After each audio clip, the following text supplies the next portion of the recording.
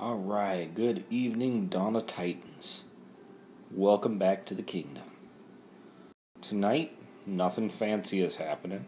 I am just looking at grinding out some souls, and you guys are welcome to join me. Drew and Yoon, always a pleasure to see you guys. Alright, I'm going to go ahead and post up Discord for those that care to join.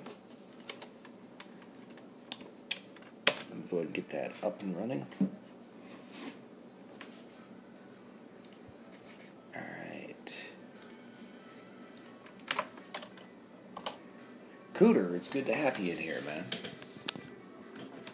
Nothing big is happening tonight. We're just grinding out the event. Something pretty simple.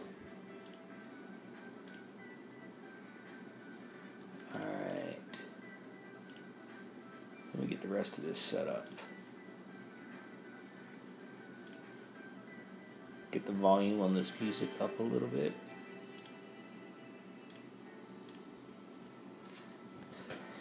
Alright, so this is where I've gotten on the event so far. Straight grind.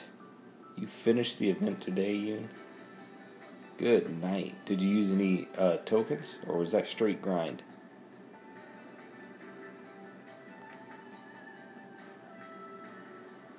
Alright.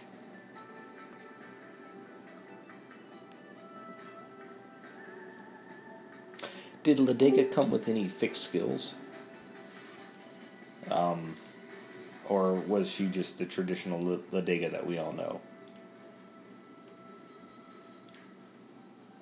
Straight grind. Good night. You must have had a lot of time. See, my time doesn't start to become more available till about right now. And I'm only a third of the way of where I want to be in this event at the moment. Hey, Shooter, what's up? Hey, welcome to the stream, man. How you been? Just grinding my soul away, slowly but surely. Hey, where are you at right now? I am at 6,500. Hey, we're in similar spots then. Be a good day to grind. Yeah, 6,500. I got to get to 9,000 before I stop tonight. 9,000. All right, that is a good goal. I was trying to determine if it's going to be 9 or 10,000 for me tonight, but to be realistic, it's probably going to be 9,000. That seems realistic for me. Ooh, am I legitimate? Oh yeah, okay. Let's go ahead and go to the event rewards. I can collect some portal stones now. I'm always afraid to collect those when I'm just grinding without a lot of time, because I'm afraid they're just going to sit in my account and prevent portal stone regeneration. Yeah, same here. But yeah, after watching a bunch of people's event analysis, I kind of changed my mind on my goal. I think I'm going to push up to 18,000 just to get that final gem landmark. So yeah, that's kind of why 9,000 is my goal, for tonight, and then I'll hit another 9,000 remaining 2 days. So what was it about the 18,000 mark that? Oh, you maxed an ice ring today. Congrats, Yoon. But what was it about the 18,000 mark that you want to reach? Why the change of heart? What pushed you over the edge? I don't know. Just as I kind of, was getting different perspectives on people about this new Titan. I mean, I know whenever you're attacking or defending, element resist is going to be, the number one key factor. But I mean, with X skills, armor, and health, for the Spearmen and the Panthers on top of the orbs or other relics that you could use to even further, buff up their health and their armor. For me as a lower level player, level 15, trying to conserve troop loss, that's kind of the best route that I can think of going. I've been on a big Krothos kick lately, and I love using him in the imps, but I just can't get around losing all those troops. And then with the exception of Odin, who I haven't started working on yet, I don't have a 4-star Ranger in order to, go out and hit those big armies, with a high-powered Ranger. So, that was kind of the deciding factor. I mean, X-Skill armor and health, and tack on some more relics onto the Spearmen and Panthers to buff them up even more. And, the Panthers will do high damage, no matter what you have them. They'll be able to take these down as long as that they don't have resistance to poison. But again, just me being a level 15 player, I feel like that would be kind of suffice for right now until I get up to Legends. I think you got a good idea behind that. But I've got to ask a quick question of Os Chris in TG. I mean, consider me slow at times. Those emojis. What are you trying to say? Because you got my interest piqued. But I think you made I don't know. I'd say it's not a dumb choice. I can't, and I say not a dumb choice because I'm actually going for it. So I don't know if it's a smart choice yet. So I'm just going to call it not a dumb choice. And that's just because meta, I think, is going to change here in the next month. But I still believe Panthers will be part of it. And I do believe Spearmen will have a part in it. It's just those lightning troops, I believe, are going to be dropped soon. Yeah, I mean, again, more with the Panthers, they're not as OP as what they were before. And with Lightning, that seems to be changing a little bit more. But yeah, with the abilities that all the Spearmen have, with all the Siegfrieds out there, Valkyries and whatnot, on the horizon, that Spearmen are going to be, nerfed anytime soon. So, I mean, that's always a safe strategy. That's kind of my thinking with this Titan, is that it's a safe pick. I mean, you can't go wrong with double armor that skill. It's just a safe pick. Well, I'm going to back you on that decision. And that is logic at its best. And it sounds though... Okay, so, yeah. Beyond that, I gotta... For those of you who haven't seen it as of yet today, I would recommend that you guys go check out Game Rescue's channel. He does a very good analysis on the meta and defense in the current meta. It is worth watching. I have no problems promoting other YouTubers on my channel as long as their content is good. And Game Rescue always has good content. So, plug for him. Yeah, that put out today was really good. I mean, I don't think that deep into the statistics and the numbers, but what he was talking about was real eye-opening. It's true. And, well, I'd seen it coming. I mean, I never put together the effort to make it make sense to everybody. And that is where he excels. And he had it all mapped out, easy to understand. And he's dead on right. And a lot of us YouTubers like to theory craft, and he's just taking it to the next level. Yeah, I made a comment on his video. I mean, similar to Zolan and Bo that kind of meet up once a week and go over a video and whatnot. I told him that YouTube need to do the same thing. Oz, thank you for that explanation. That makes sense now. I appreciate it. Maybe I'll go into a career in radio after I'm done with Dota Titans. Alright. So, I mean, the Titans that we get in this game now, yes, they are going to be out of meta very, very quickly, with the exception of the X-Skill Titans. But with the Titan Arena setup, I mean, it gives us reason to still level them when we have a chance. Wow, now I feel real honored, Chris. Morning, Ron Gamer. And once again, for those of you who are interested in sharing your thoughts and opinions, you're welcome to join us in Discord. I got Doom with me here. He is a frequent guest who offers great opinions. And just a fair warning, if your opinions aren't half as good as his, I will mock you incessantly, because you're in my kingdom now. I think you get way too much credit, dude. No, it makes the stream easier when you got someone to discuss items with. How's your relic forging luck been this weekend? You know what? I tried something different off stream because I wanted to see if it changed at all. I do check it every once in a while. I'll have a level 8 or 9 relic, and I'll decide to fuse like 150, 200 relics into it, just until I get it leveled up without using my method. And I wasted 200 relics, and I didn't get a single level. So I am still convinced that my method works. Yeah, I had yep, but I've been riding on a full inventory all day. Now I'm just ready to dump it all.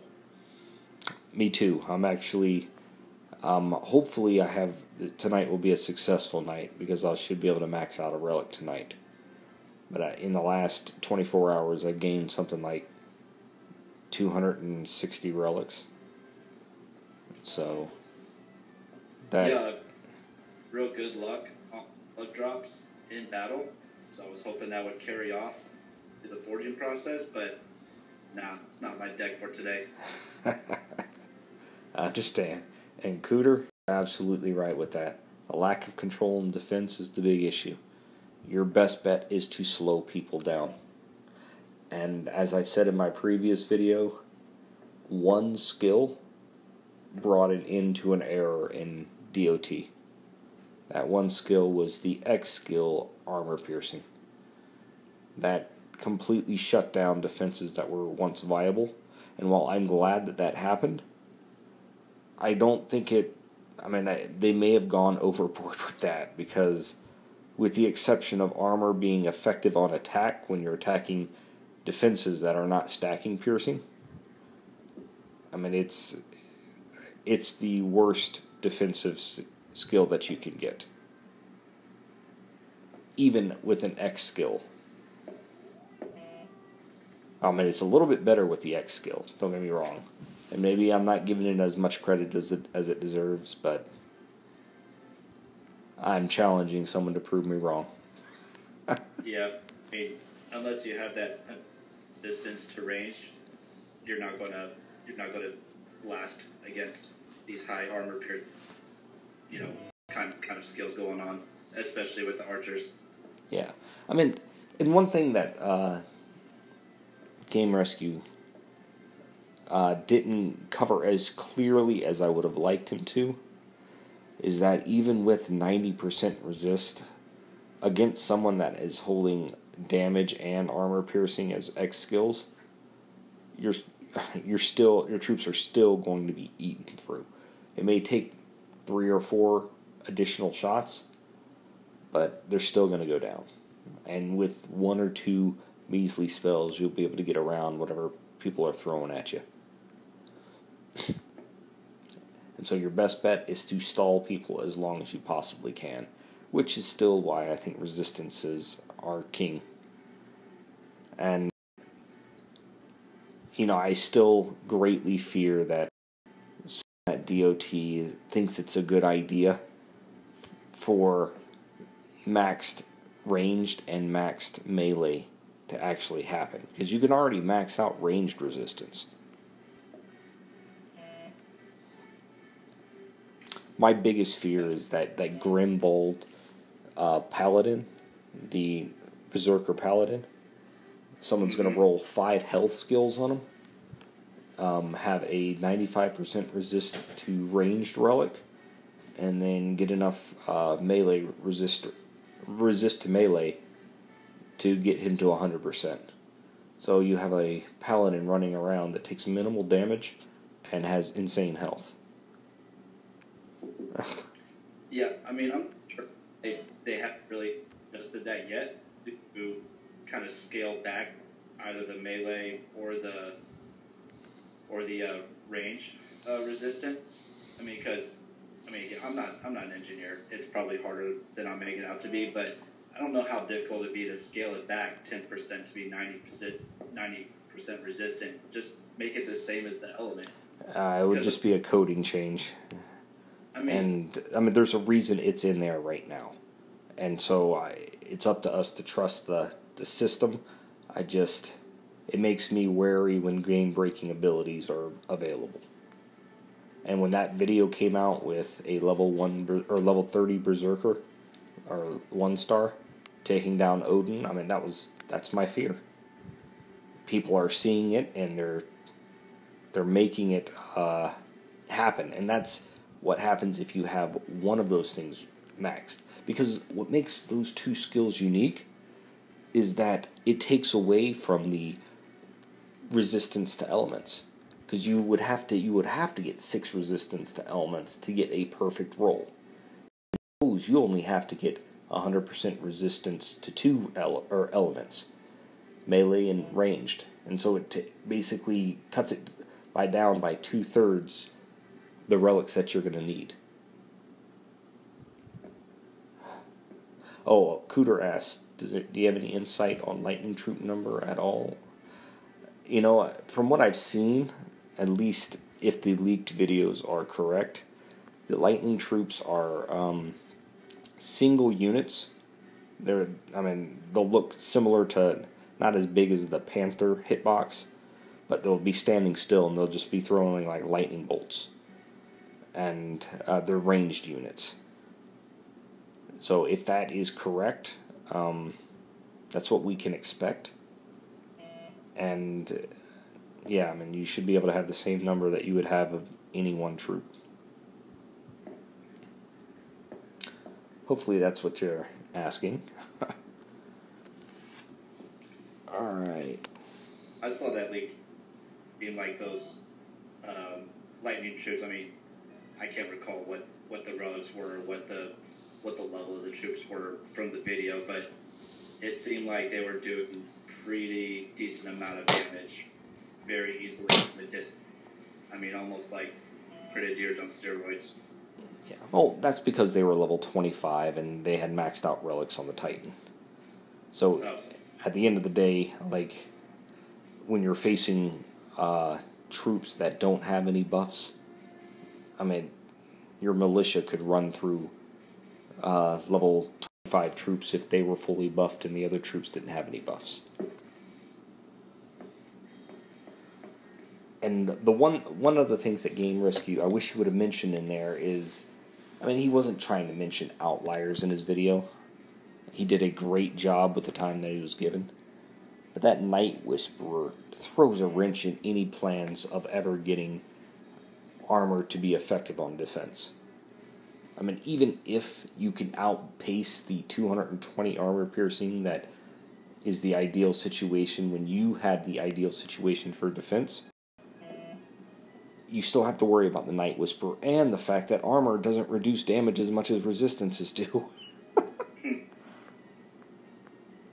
I mean, I don't have any of the 5-star relics, but it's, I mean, at least from the DOT community guys that have YouTube channels and whatnot, I don't know the best way to say this, but it seems like the Guardian, the Paladin, and the Champion 5-star relics are kind of more common to get than, say, the Berserker or the Infiltrator one. Do you know, with those 5-star relics, if there's any kind of numbering system that makes some of them more rare than the others? No, I wouldn't say that there is. I think people are just getting hosed. The people that are happy with it, they don't talk about it. Like I drew 2, and I got a Earthshaker and I got a Guardian one. And I still hold to the fact that I believe that the Guardian one, over time, will be the most effective one. And it's because it's got the most powerful ability printed on any relic. it's a resistance that outpaces even resistance to melee and resistance to ranged. Because it's resistance to everything. Yeah, to all damage. Yeah. And so it stacks with all other damage. So I believe that Berserkers, if things don't change, will be the first ones to reach resistance to all damage because of that 95% resistance to range. Because then all they have to do is stack resistance to melee and they're good. But the first one to have the best shot to get to that point, if they release relics in an even order, will be the Guardian one. And that's just simply because that ability's too powerful. I mean, the other two abilities are negligible. I mean, they're garbage on that particular item. And that's just because they boost the Titan. But yeah. So that's my 2 cents. Yeah, I mean, I have not built up free whatsoever, but in the instant I do get that relic, drop everything I'm doing and build up her as fast as possible. Yep. Oh, I mean, I leveled my Guardian relic, not because I actually needed to, because I don't think that's going to be useful in the way I described for another year, at least. If they print them at the same speed. I mean, the most useful relics right now, one is the Berserker. Berserker universally will be the most useful. If you have a Siggy, Earthshaker will be better for you than the other one. What's the stats for the Earthshaker again? That's the 24% resistance to all melee for Titan and troops, and then troops get a buff to health and damage. So, I mean, all of the stats are good on it. But it's only available for champions. And the only champion that it's worth putting on is Siggy. Right. So if you don't have a Siggy, don't even worry about getting the Earthshaker. It's not going to do you any good. The only thing it'll be helpful for you is if you happen to be doing an event and the bonus Titan is a champion. Yeah. Yep. Yeah, I mean, I still my Siegfried that I got. One of them was from the Odin event, and then the second one I got was from a epic token. Wow. Because it was a level 30 Siegfried from that token pull. Was it a good pull or good Siggy, or did he have subpar skills? The level 31 is 50-50. So it's got an archer, damage and defense, and then it's got a spearman, attack and defense. I can't remember the exact ones right now, but the level 1 that I got is, 2 attacking skills for archers and 1 attack, one defensive for spearmen. So skill wise, that level 1 is better. But I mean, that other one that I got is already level 30. So I'm just like, well, if I ever start working on them, I might as well just start with that one that's level 30, because I can start attacking on relics immediately. I honestly think that any Siggy that has the 2 archer skills, regardless of the spearman skills, is worth leveling. Period. And that's just because that archer damage is just ridiculous. There's literally no defense that I cannot take out with Siggy, and my archers aren't even near max level. And I tend to think that they made a mistake printing Mamesh and Siggy in their current iteration so soon. Power creep was just too intense. Yeah, I finally got my first 4-star Gilded Arc yesterday, so now I got that to work with. That's an awesome relic. That's a core relic to any Siggies. It took me forever. I got like 4 3-star Gilded Orcs, but no 4-star. Then I finally got it yesterday. And then, again, I mentioned I was lucky on the relic drops. I got a 4-star Bitter Dirks and a 4-star Frost Shield all today as well. So that's the most luck I've had in battle drops the last 2 days than the entire time that I've been playing. Ron, you got first skill's a throwaway skill anyway, but Archer AP, Spear Health, Spear Armor. You know what? I'm going to say yes, it's worth leveling. While you are missing one of the key Archer spells,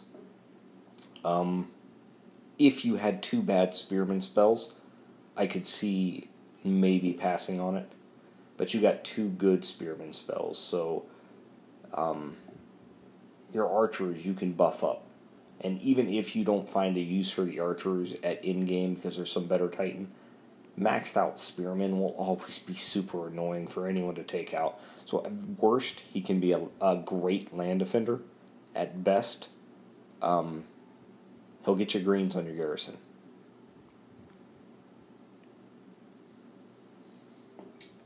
Oh, I was actually wrong. I went back and looked at both of my SIGs, and each of them, the Archers have one attack and 1 defensive skill. It's the Spearman skills. You know, one's double defensive, one's offense, one defense. So I would put more value in the one that has armor piercing for that Archer skill. And that's because there will be X skill Titans with X skill armor. And it won't matter how much armor they stack. And you can always stack more damage for your Archers. They're still going to do a lot of damage.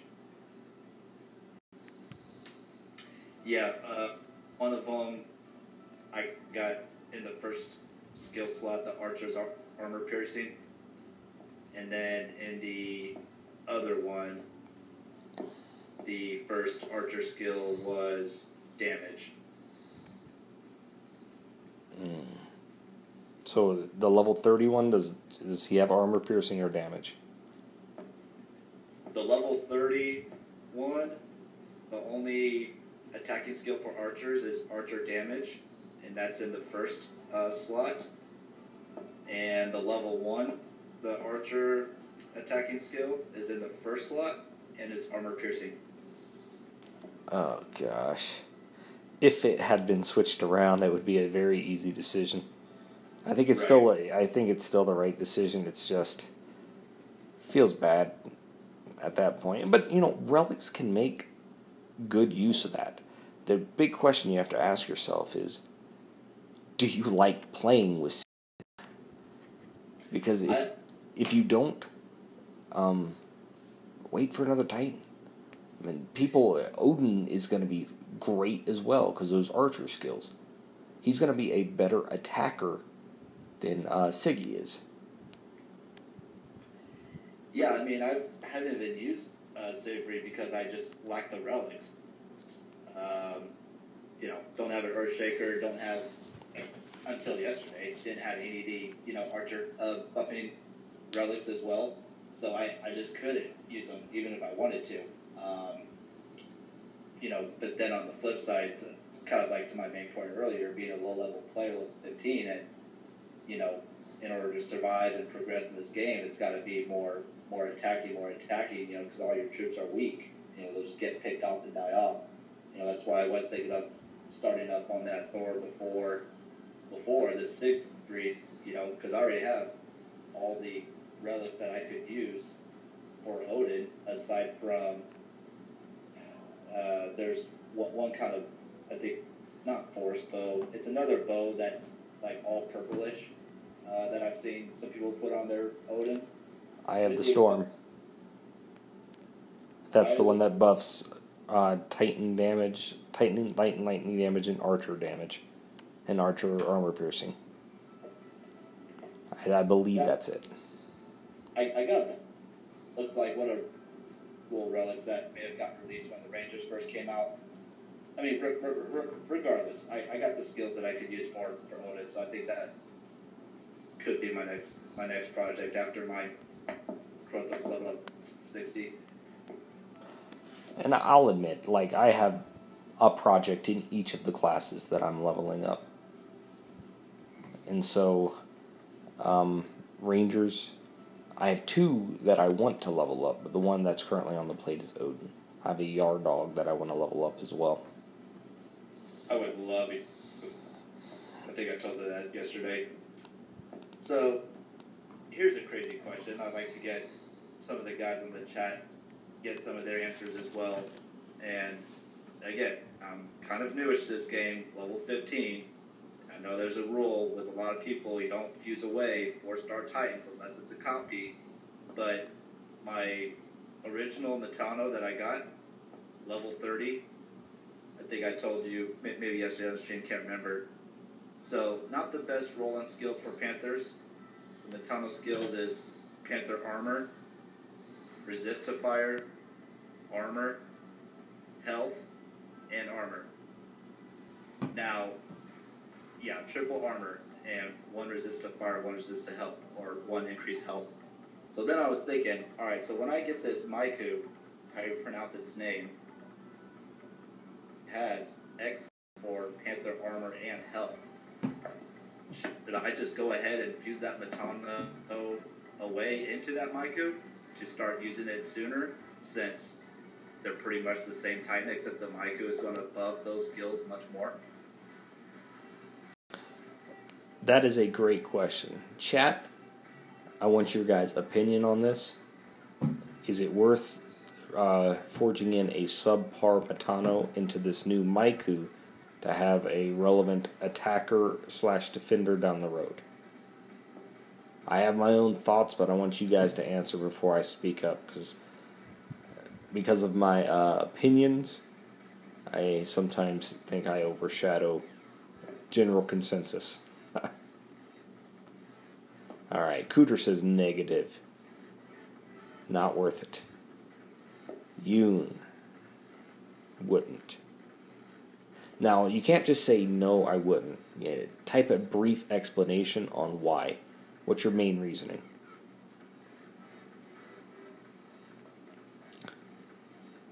Oh, they want to know the skills. I'll go ahead and type it for everyone to see. Sounds good. I'll offer my 2 cents after we get everyone's ideas in there.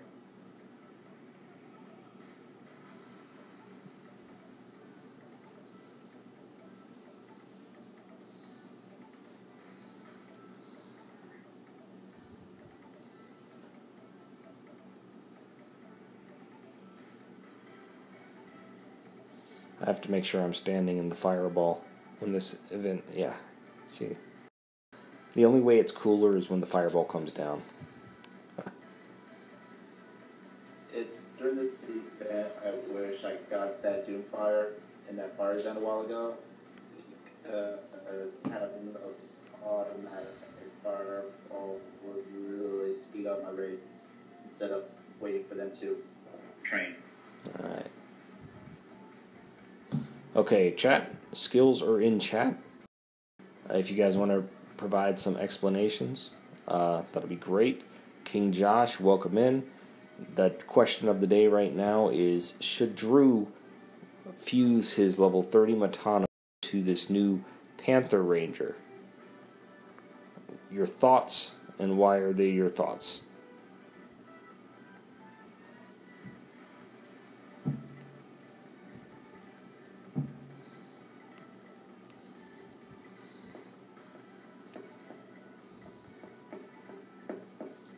Yeah, thinking that question today, I was kind of debating going back and forth all day, and I was like, man, if I open this up on Panther, I'm going to get crucified. Well, that's why we have just a small group of 11 people in here. Instead of 400 or so. Yoon makes a good point. You can easily get max fire and physical. Now, I'm going to go quick explanation on my end, and I'll show you Titans that have expired in their usefulness, but I have high level. There is many reasons why I should go through and fuse them. Here we have Venom Tusk. Drew is level 15, Josh. Venom Tusk has ice resistance, physical resistance, and lightning resistance. But in all actuality, he is a champion. And so there is a legitimate argument for me to infuse him into one of my Siegfrieds. Now, I'm not gonna lie, I've thought about doing it, but at the end of the day, there are 2 reasons I keep him. Or 3 reasons. 1, you lose so much experience in each fusion. 2, there will come a time when Venom Tusk or another one of the pigs is going to be needed for an event, and there's going to be a bonus. And as a free-to-play player, I'm going to lose out on that when I fuse this guy. And then, finally, when you have a Max Titan, it is incredibly easy to max out your resource output on your lands. Plus, it just looks cool.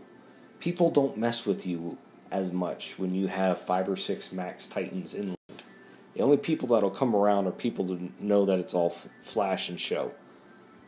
And if you can eliminate 20 or 30% of the people attacking you with old, debilitated Titans, then more power to you.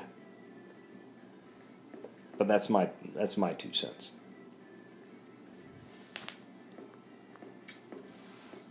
Yeah, that's all. Oh, dang it!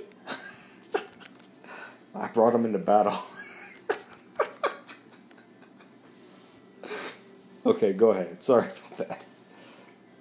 I was about to say, I mean, as I was debating about that, the inclination was going to be to keep it, because if anything, you're going to have, some Titans on your VP lands that are going to be more of a challenge for people to take down. I mean, even though the Metano, it's got 3 armor skills for the Panthers and it won't buff it as much as that Maiku, it's still going to be really annoying for people. It'll still be a good, VP defender, and it'll still be able to get,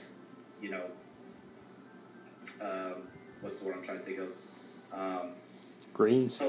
Most amount of resources out of those VP lands as possible. So there you go. The inclination is to keep it. I just wanted to get everyone else's opinion about that crazy idea I had. Yeah, I mean, if they maybe gave a bonus for level Titans that don't punish you for all that lack of XP, 1, it'd probably be a game-breaking ability. 2, it would probably be worth doing at that point. But what you're losing, or the potential of what you're losing, is not worth the 10 levels you're going to gain.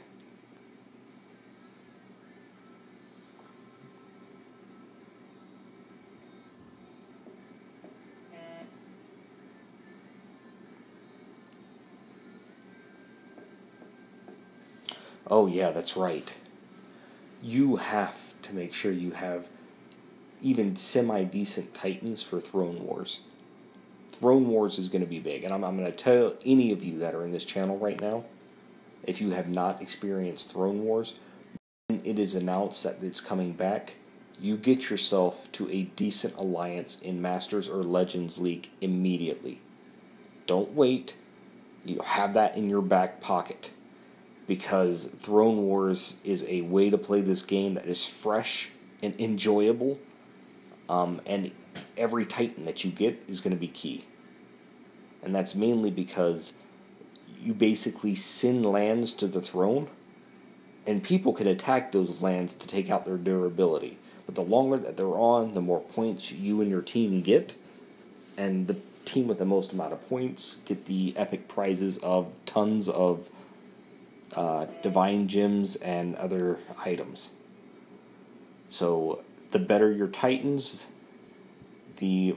the harder it is, or the more likely your team's going to do better. Yeah, it is going to be fun. I mean, to be honest with you guys, I look at my Titans right now, and 3 of my max Titans are completely outdated. Like, they're no longer meta. While they're useful, they are they're out of meta. And those 3 Titans are Italis, Solzar, and Venom Tusk. My other max Titan is Skolnar. And as Game Rescue was saying earlier, the original Guardians, when you have a decent roll on them, they're always going to be useful. Period.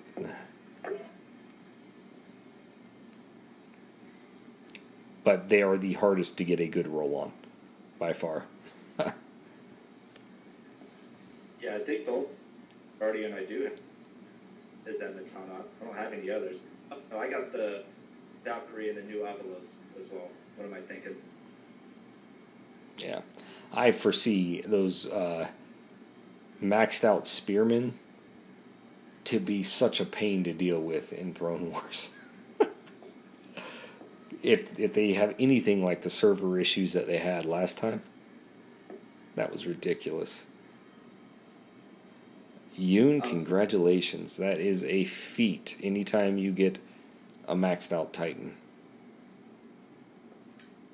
Yeah, I'm glad you briefly explained the Throne Wars because I wasn't around for it the last time, and I always wondered like what it.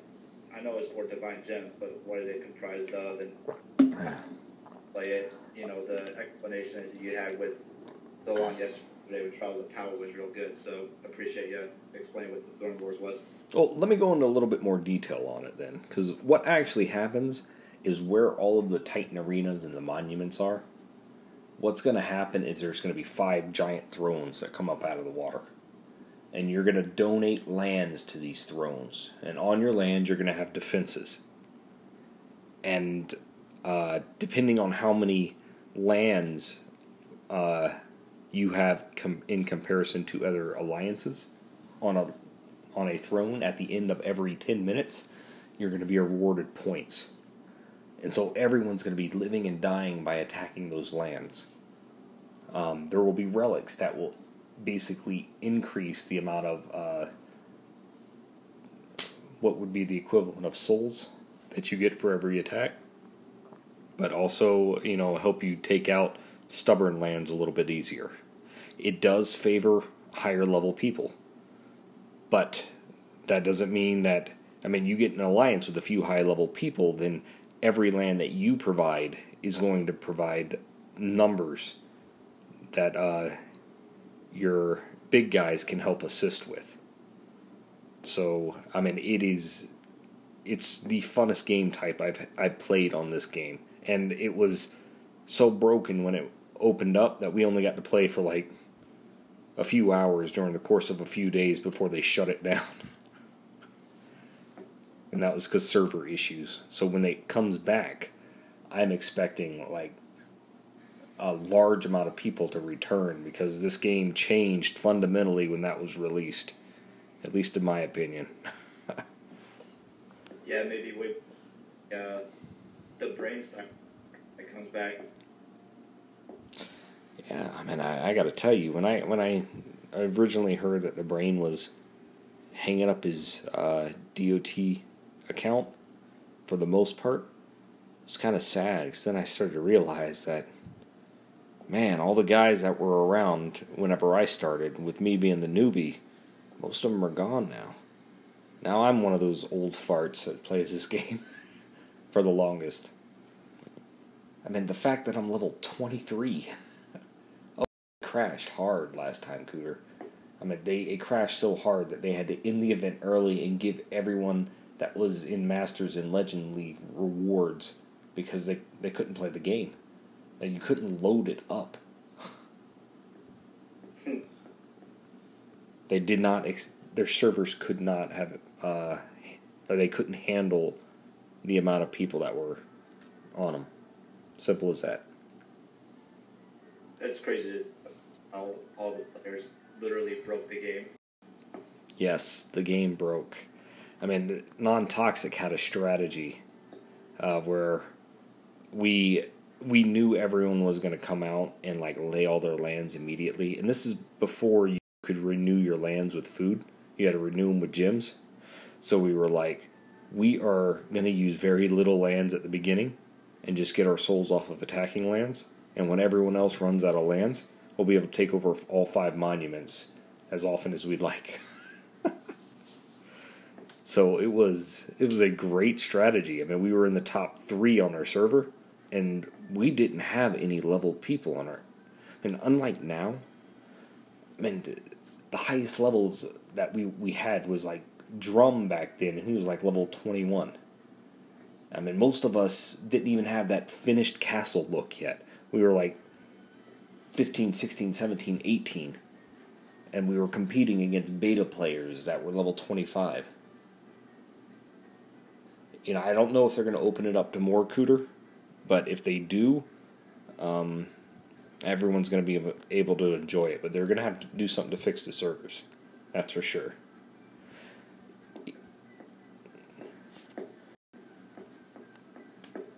Alright, what is this? Okay.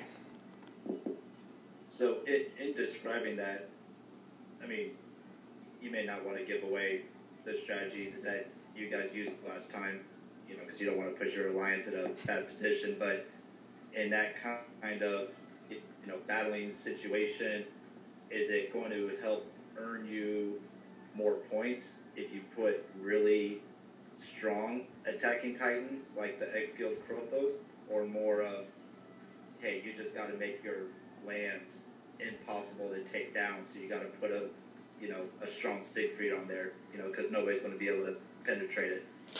Oh, the stronger the land, the longer it will last. You have to have good defensive Titans. Your offensive strategy needs to be whatever Titan will attack the absolute quickest. Because the longer that those lands stay up there, the more points other alliances get in conjunction with your alliance. And so you are trying to raid as fast as you can. Which means that all of you who are really thinking about it, I'm going to say, go ahead and say, no, I am not going to be raiding with my Skolnar. I was just about, I mean, when I was just thinking about that, I was like, man, a nice Skolnar like the one that you have would be perfect, I'm assuming, for that event. My Skolnar has definitive weaknesses. It's not a perfect roll. It's one of those coin flips when people attack me on whether or not I'm going to beat them. But you're right. Like, he's definitely going to be a Titan I put on defense. I'm actually going to take him off my garrison, and in honor of the event, I will put a rune on my garrison, because no one's going to be attacking garrisons during the event. Yeah. That's pretty funny. It's true. Let's see. Ron is right. I mean, the servers crashed more than they worked. I mean, I was so frustrated like halfway into the first day because I couldn't even, every time I'd log on, my game would crash.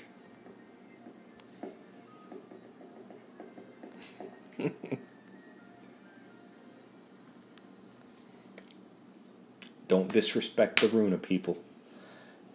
You all know that at one point in the game you raided with her.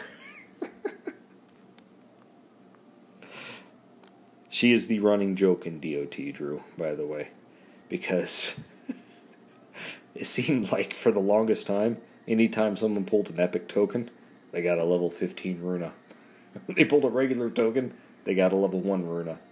She was the most memed about Titan, I think, she is the most memed about Titan in DOT history. Oh, I reading people on band like, oh, you just got Runa. Exactly. It's great when a community comes together and sees that, because when you end up pulling one, you're a little less dissatisfied with it, and you just sort of get a smirk. Oh, I got Runa. What was that line that that Rio told you about whenever you were forging your relic, something Runa blood? Oh, yes. It was, if you're having a bad Relic Forging day, sacrifice a Runa. That's right. That was the best comment I'd heard in a long time. I think it worked. It did. I got 3 successes immediately after the Runa sacrifice. And just to let you guys know, you heard it here first. Runa blood sacrifices help Relic Forging. Yeah, the develop anything, you just gotta have the blood of Runa. Exactly. Ron speaks the truth. In Runa, we rust.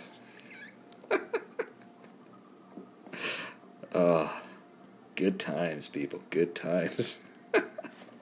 Only Dork does laugh so hard about a video game character and bad fortune. Exactly. And I'm happy to be ranked among all of them.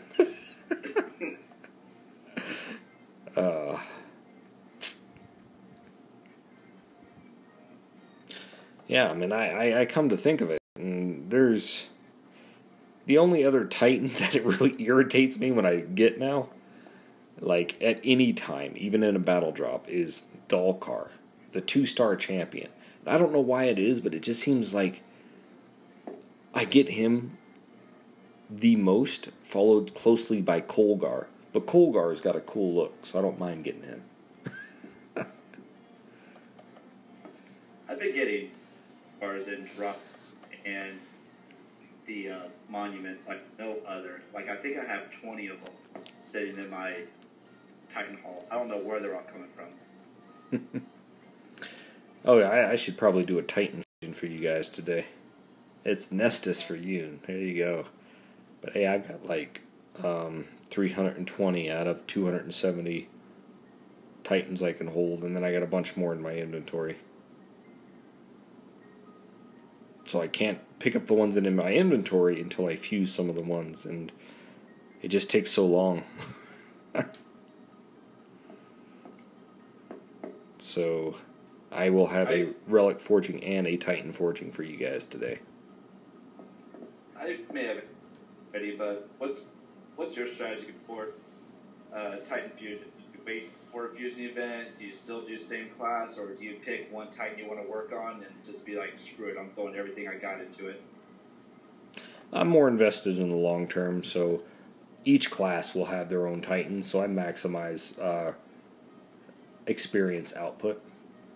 But because I grind, I get more Titans than anyone else. So, like today, I expect all of my main Titans that I'm getting drops for to gain a level or two, despite if they're level 30, they'll get a few levels. If they're level 50 or more, they'll get at least a level, and that's without an event. But I will always try to save at least my maximum holding capacity for a forging event.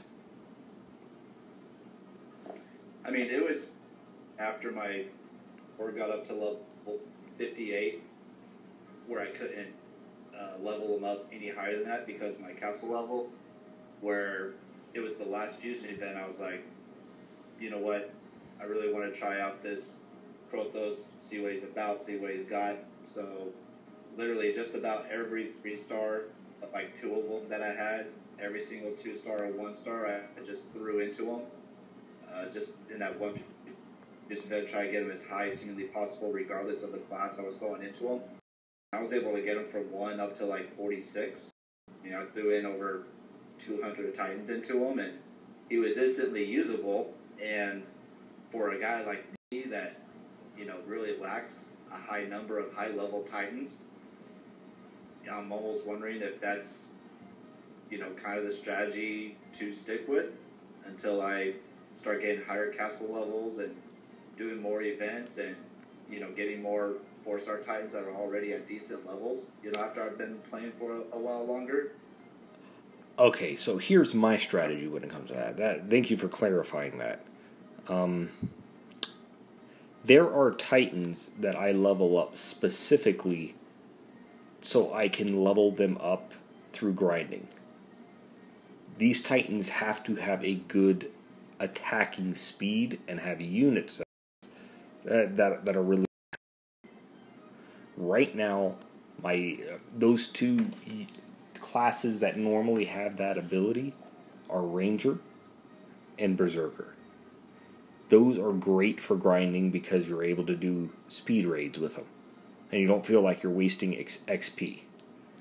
I would never, ever level a Guardian through grinding, with the exception of Mayar, who just came out, just because her skills can be augmented with the relics for Panthers. But Guardian leveling or grinding is exactly what that Skolnar video was supposed to show you guys. Alright, Josh says, I got 5 levels on Wukong's Medallion. And Vixie, I got the 96 armor piercing, 90 crit. That's awesome. Titans become unusable after 4 relic slots getting unlocked. Titans become usable. That's right. Level 40 unlocks that 4th relic slot, so I'm glad that the other veterans here are backing me up on that. Yoon, and tell me, was that a fun experience running Panthers on Skolnar? And no, don't say it's not bad, because you have to be able to enjoy yourself with this game. Every time I see my Skolnar, if he's not with Goliath, I think I'm wasting his potential.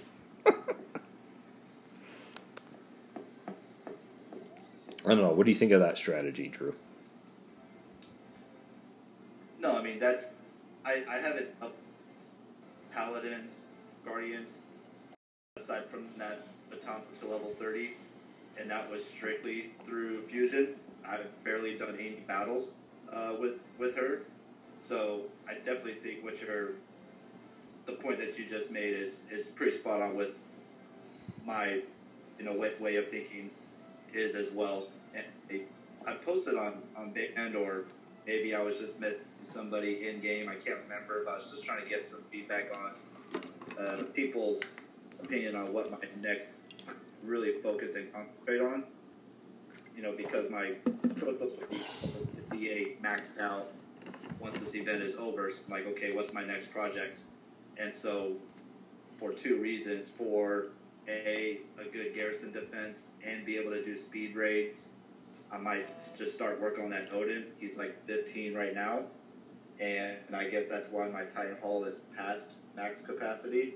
Is I'm just waiting for that next fusion event, and kind of what I did with the Krothos, go from 1 to 46. I'm gonna try to do the same thing with that Odin right there. Fair enough. Now, I don't think Odin will be a great speed raider unless you throw Panthers on him. But when it comes to castle raiding, that guy will absolutely rip apart any defense that's out there. I have full faith based upon the abilities that Odin's given. And especially if those lightning troops perform the way that I was seeing. I mean, I can just see so many different attack options. And Odin, don't get me wrong, guys, Odin is not going to be a defensive Titan. Odin will not be a good defensive Titan. While there will be people that are not intelligent enough to know how to attack ranged troops, for anyone in Legend League, your defenses with him are just going to be eaten up. So I wouldn't recommend him being a garrison defender. But he will be one that can be a speed raider for garrisons. And that's how Titans need to be looked at. You need to have a few Titans that can take down garrisons quickly with different elemental types. And then you need to have a rotation of Titans defending your garrisons. So when you're in a guild war or alliance war, you can rotate them to keep the enemy off balance, especially now since you can't really see the element that the Titans bring. Switching between a Matano and a Skolnar and an Avalos will completely throw people off. Yeah, but I guess I try to stay away from that type of strategy on this channel because only a small fraction of the people that play DOT will actually understand what those battles in Legend League are like. So. Didn't you do it one time for your play series? Talked about your order of priority when it comes to leveling up different Titans? Yes. Okay, I'll have to go back and rewatch it because I'm kind of running in circles in my head right now about which ones do I need to start, leveling up next for the level that I'm at. Again, level 15 in Masters, not 20 and above in Legends. I know levels are going to be completely different. No. It's mainly activity and how people fight in Legend League is dirty, but it's also more honorable than the other leagues. I would prefer the fighting in Legend League over the fighting in, like, Champion with one bully saying, I'm the best on this server. Because, that stuff doesn't fly in Legend League. You try to pull that stuff and, like, alliance after alliance will just beat you down.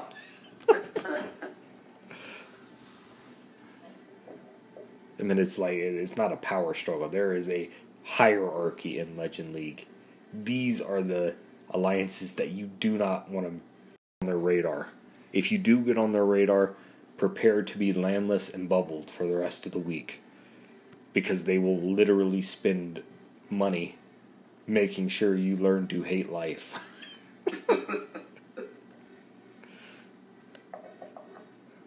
Just unspoken rules, playground rules. Exactly. And if you are fighting for a position in Legend, you had better be willing to fight.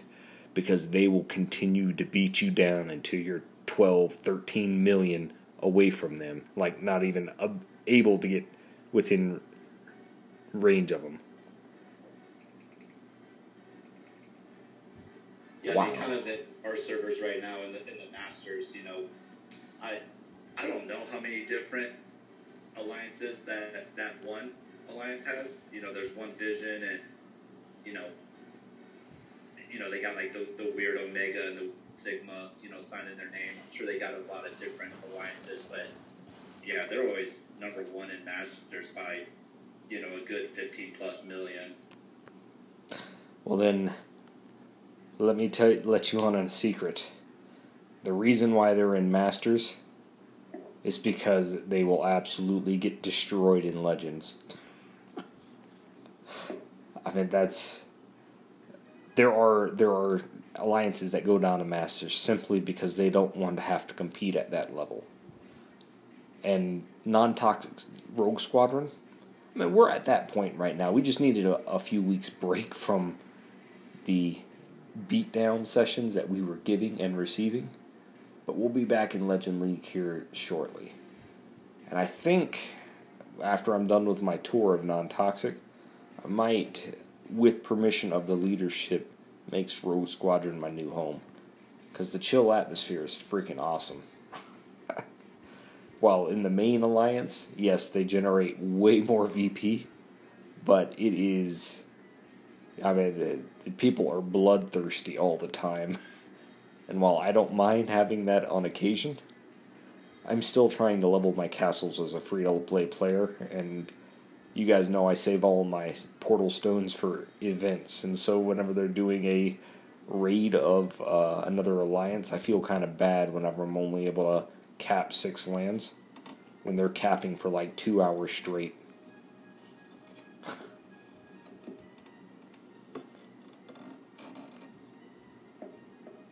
Yoon's got it right there. But those of us that have lived in Legend League, after you're there, every other league seems a little boring. For example, this week, going up against the number one person on our server, I was fully expecting us to go full on out in a cap destruction war to overtake the 40 million that we were down. And I would have been completely okay with that, because that's the mentality that people have in Legend League. Hey, let's put these guys in their place. I know that Game Rescue Vintage is part of Events R Us. Mm-hmm. You know, they don't have a branch down here, Grandmasters. What kind of it could be a dumb question, but what kind of alliance are they? I mean, are they an alliance that is only interested in completing events and that's it, or do they make really big VP pushes and get into more alliances and they're one of the stronger alliances in the game? What's kind of that setup? Because good question. I'm just going to be hanging out just for events, Well, real quick, Cooter, here's your shout out for Platinum League. It's an awesome place to be, and it's a good prep for the real war to come. Now, as for Events R Us, it is all in their name. They are event only. When there is not an event going, people are relatively inactive in regards to VP farming. But yeah, I mean, they are a specialty event alliance, which is why they are always at the top. They have their niche, and it is a well-respected niche because not even League of Gods goes up against them. And League of Gods, for as long as I can remember since I started playing this game, has never been anything but number one on the Legend servers that they're on week over week.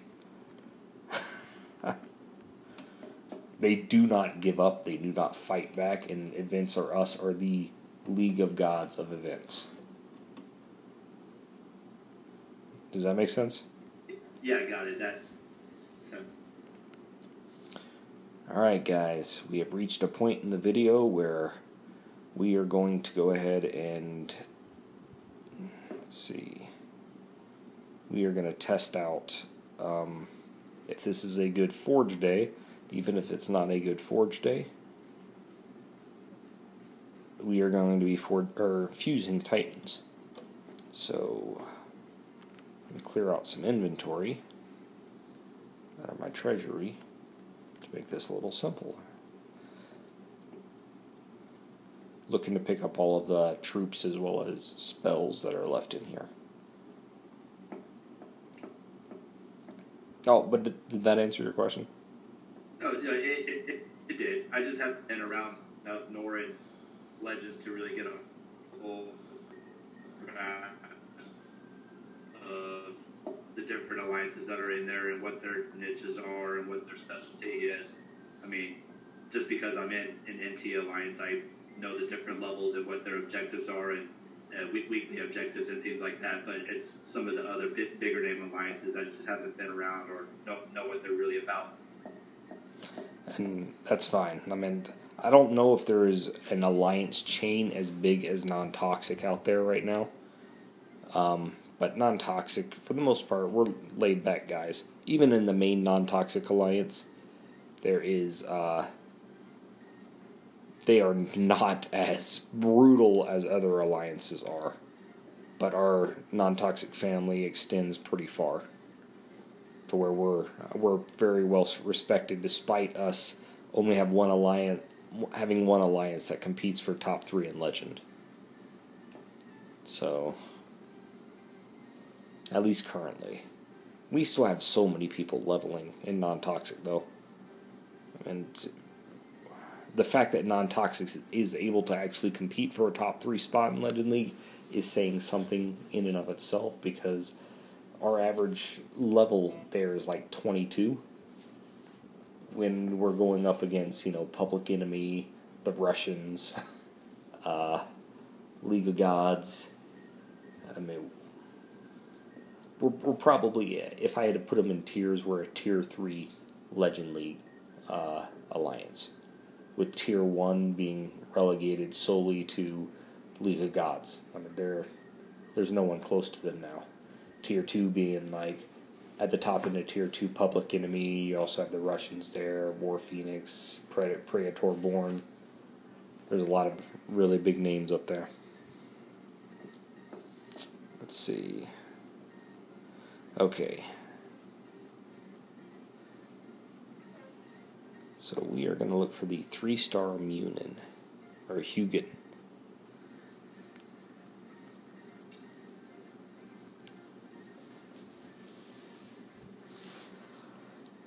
I would have never thought I would be leveling these things, but the fact that they have Titan damage and critical It's kind of big.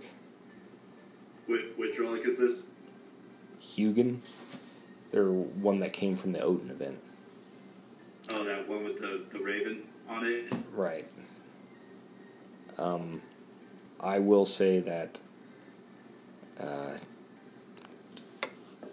the main reason I'm leveling these is because I have so many Archer buffing Titans out there that I need Archer buffing relics for.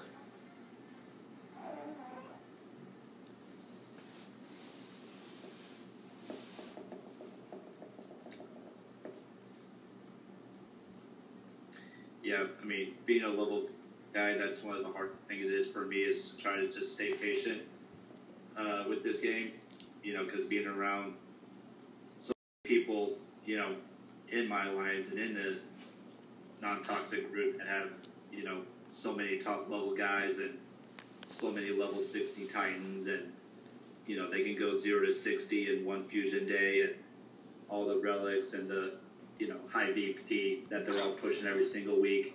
That's what I'm struggling with. Is just trying to stay patient. Like that day will come, and just try not to rush it, because I'll just end up with my back up to a wall and kind of be stuck in a position I don't want to.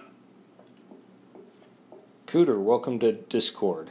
I cannot believe the final forge I got a success. I was expecting to wait till tomorrow.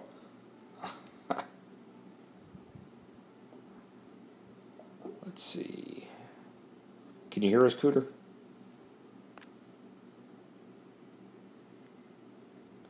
Okay, we're just going to treat you like you're not here till you speak. Yeah, right when I jumped on the stream with you, I tried to for some relics, got 6 fails. I may try to neglect that 6-hour rule and try another go at it here in another hour or so. Well, hopefully it works. You never know until you test it. And I really hope it wasn't 7 forges on the 7th one, because I've had bad experiences running with the 7th forge. But anything 6 and under, generally good. Alright. And this is a 3-star relic. I expect more from 3-star relics.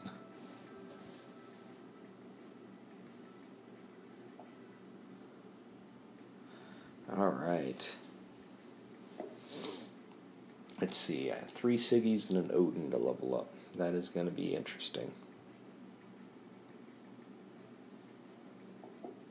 Now, I will say that I do have a Ranger relic from back in the day that I thought had one skill that was just going to be utterly useless on it. And that is the Heartseeker. Because it's a Ranger relic that boosts Titan damage, Titan armor piercing, and then Archer damage. And I was like, Archer damage on a Ranger? Toland's the only physical Ranger and that buffs archers, and you have to have the perfect Toland to even make it work. So I wasn't too excited. What's your relic set up on your Siegfried right now? If you don't want to stay on the stream, that's fine. I have other people trying to. Oh no! Like I have no problem showing that type of stuff. On my current Siegfried, it's all Archer buffing relics. It's Bow of Kings, Earthshaker, 2 Archer relics, like 2 Gilded Arcs, 4 and 3-star, and I believe I have an orb on him right now, but that orb needs to change because I have better relics that I can put on them. But I'm looking for Archer critical at the moment. Each little bit I get in critical is just going to make him that much more powerful. And I gotta tell you, when you attack a Siegfried with good skills and you're unprepared, you will die so quickly. You are unprepared.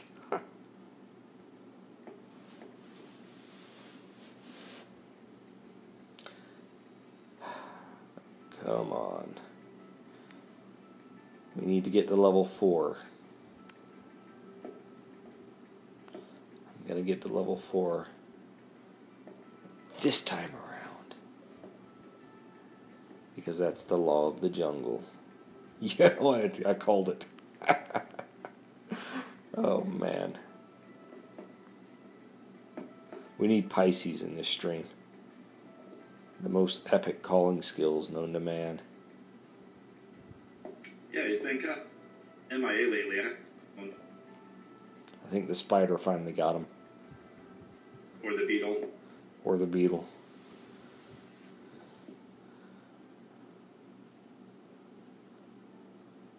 Let's see. Yeah, he's one funny guy. It's true.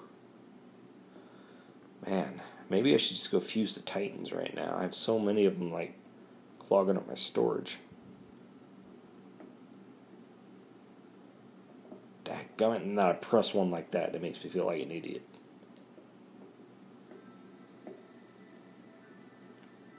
Alright.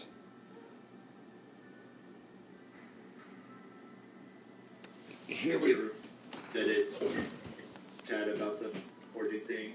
Somebody made the comment, they would just change the word failed to, like, try again.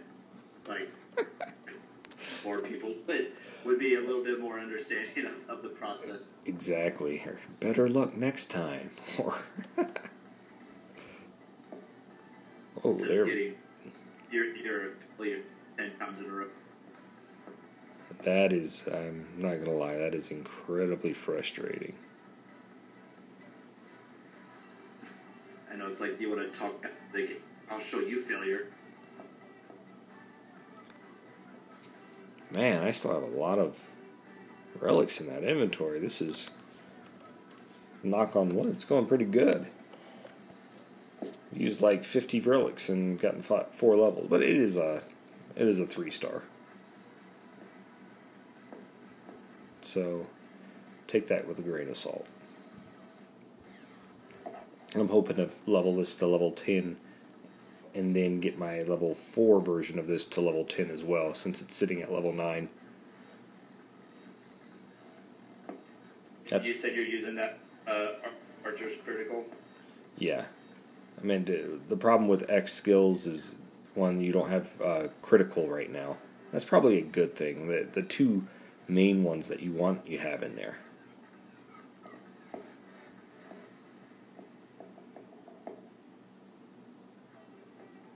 Yeah, I don't think we need to see anybody with 180% critical chances. Yeah, well, 100 is all you need. You go over 100, useless. Here we go. Hugin. That would be great if I could get this to level 10 off nothing but 1 stars. That'd be living the dream.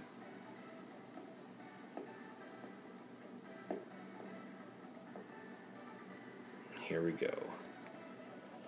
We have 4 levels left to go. 7, 8, 9, and 10.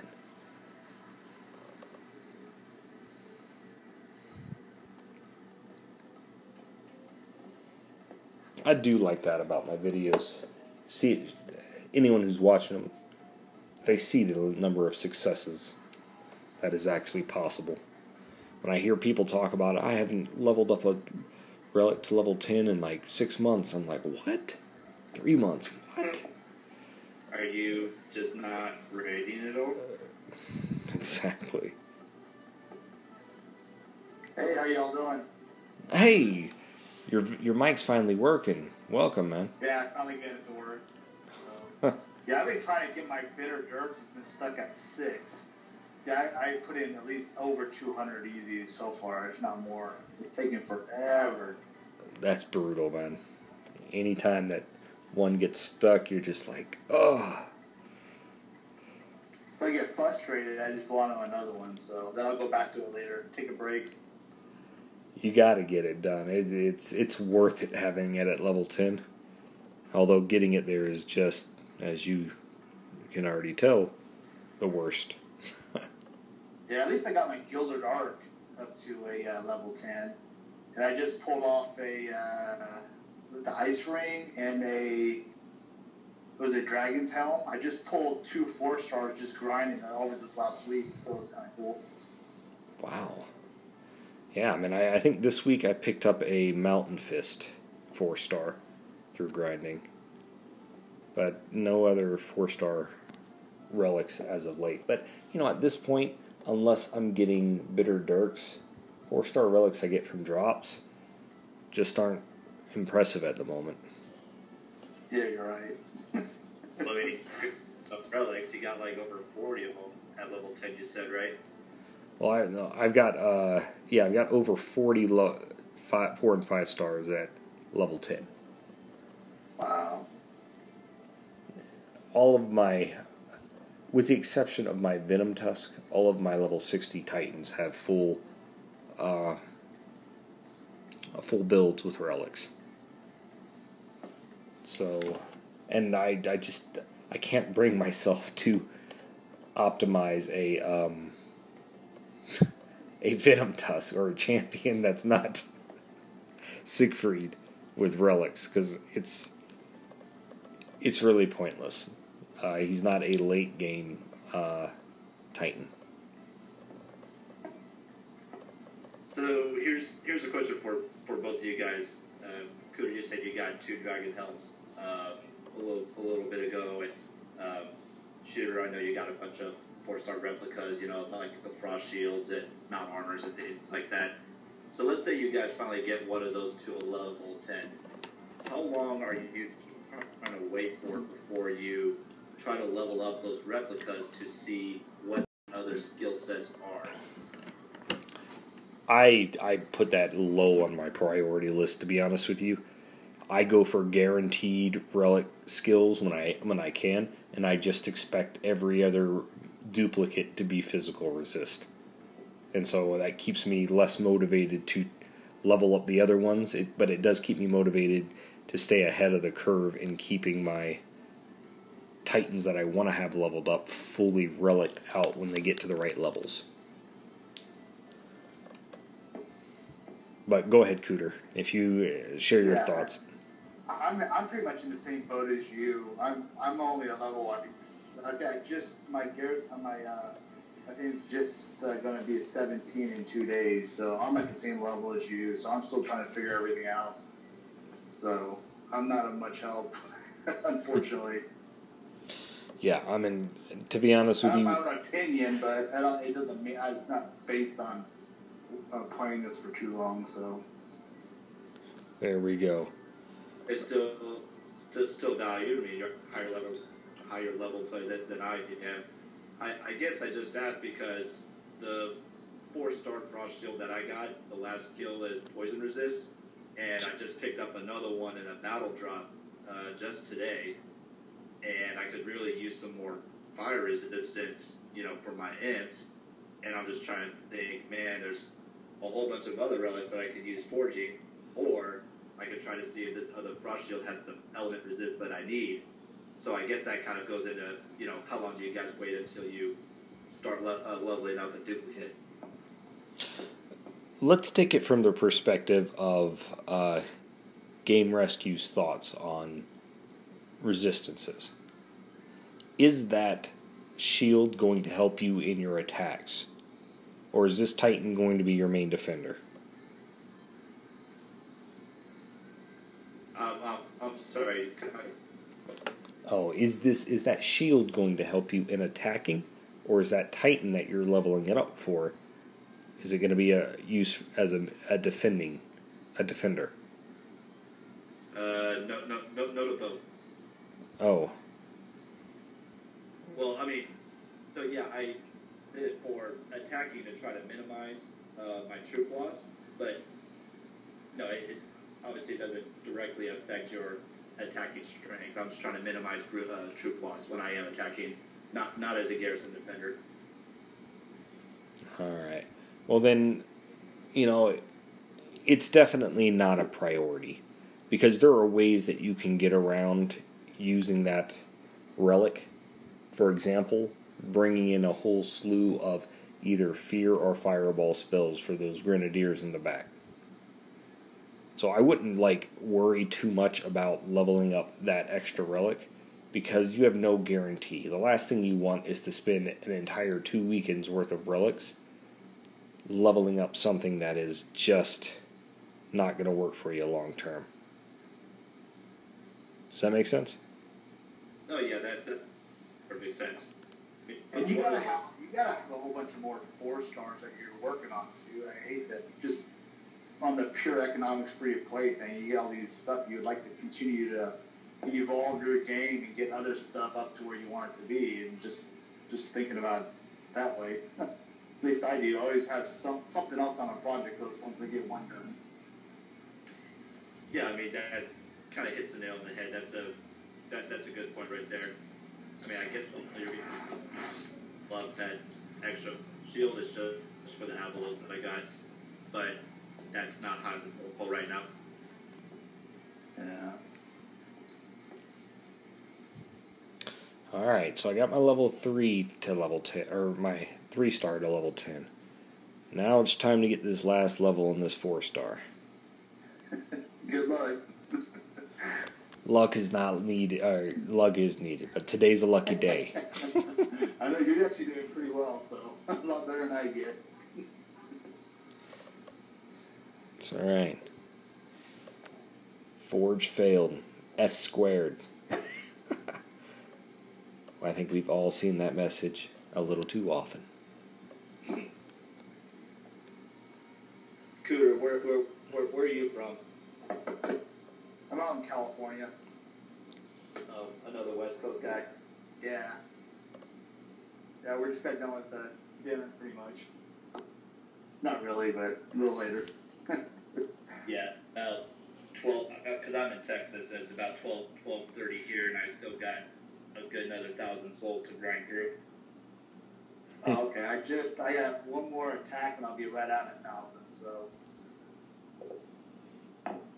I'm only gonna go I might make it to 55, and that's probably it. 55. Are you saving your gems for something in specific, or is this just not an event that interests you?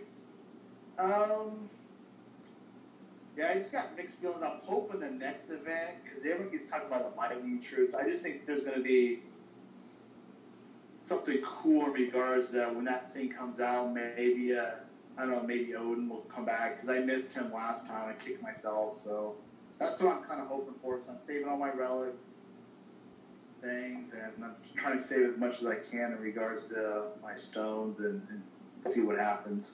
I'm hoping for the best. All right, guys. Level 10. And Yoon has given you one of the biggest compliments possible, Cooter. I would encourage you to go ahead and read chat and see what it is.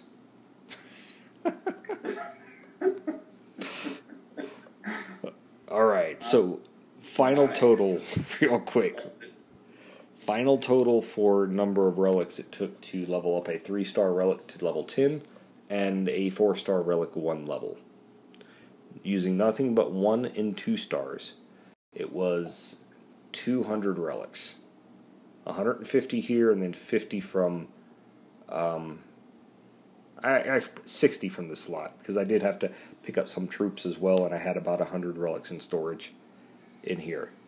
So 260 relics. Is that right? Or 210. 210 relics. So a good forging day. I'm going to go ahead and classify it as that. Yeah, that's a good. Heck yeah.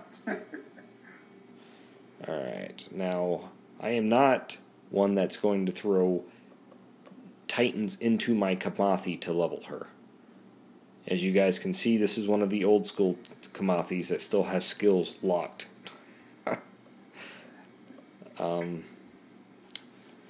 Let's go with Matano.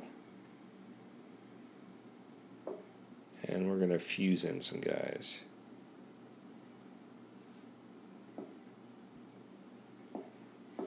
Congratulations, Rebel. I'm glad that you had a successful day.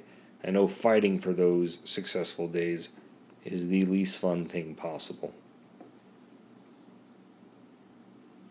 Oh, this is another reason why I don't mind forging during events, is because I normally have enough food to do this pretty thoroughly. And so I'm not wasting food and having it capped because I'm grinding a lot, and all of these extra titans, I can throw them into my high level titans that require a lot of food for that. That way, whenever the events, but the bonus titan XP comes with the events, I can do that free to play and have enough food to actually go around. Does that make sense? Yeah, that's always a big struggle every time they have a fusion event, is just trying to battle enough to get enough food. Yep. And so while I don't maximize my in-Titan XP, I do maximize my free-to-play strategy by fusing when I have food to fuse with. This is the last fusion I can do for this guy, because everything else is a pre-level Titan that I save all of those for fusion events.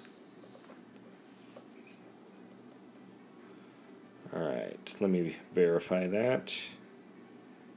12, 12, 12. Look at all those to level 12. And then I have some 2 stars. And any of the like high level ones I keep for the Titan Arena. That way I don't have to worry about leveling them to unlock the relics that are there, if possible. So I've got to fuse some more Titans. Let's go over to Odin. Here we go.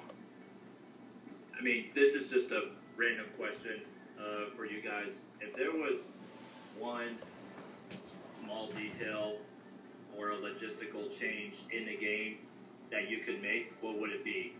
I'll start it off. My example would be, I wish in this game that they would change it to where when you're leveling up a Titan, past level 50, normally when it gets to 60, that last relic slot opens up.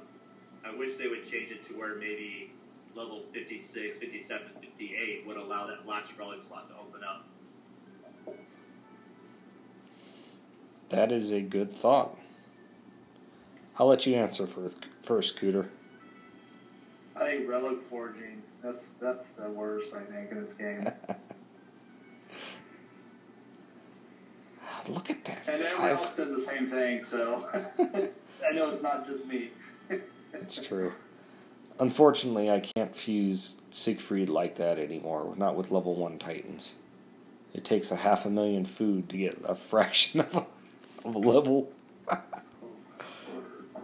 Yeah, so what I'll do is I'll switch to... Oh, yeah, let me just show you guys his relics, since you were asking about it earlier.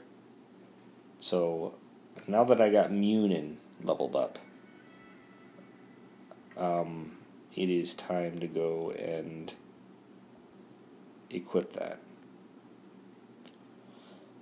So I equipped it. You got the same glitch too, where it doesn't do the big old, like the fire and everything when you put up your Siggy. It seems like he's the only one that there's a glitch in the program. It doesn't show the big old theatrical of him.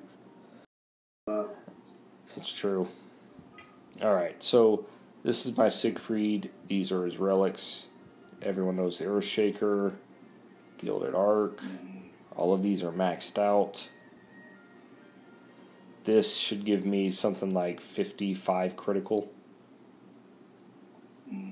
But Bow of Kings was made for Siggy because you basically get 70% archer damage. That is nuts. And if you needed more armor piercing or critical, this could be the first thing to go. But it's an incredible relic that gives so much damage. And the reason why this Earthshaker is so good with Siggy isn't because of that first ability. Because you don't need a health relic or a defensive relic on your archers when you have, because your archers get 50% more health, they can withstand a fireball and still live. So, I mean, it serves as a defensive relic that also boosts their attack. And that's why I think it's so great with, to be honest with you. Can you bring that? Where's the Earth Shaker at? I'm gonna bring. I'll bring it up right here. Right, thanks. All right. So you'll see Titan and Troop resist against melee, Troop damage, and Troop health.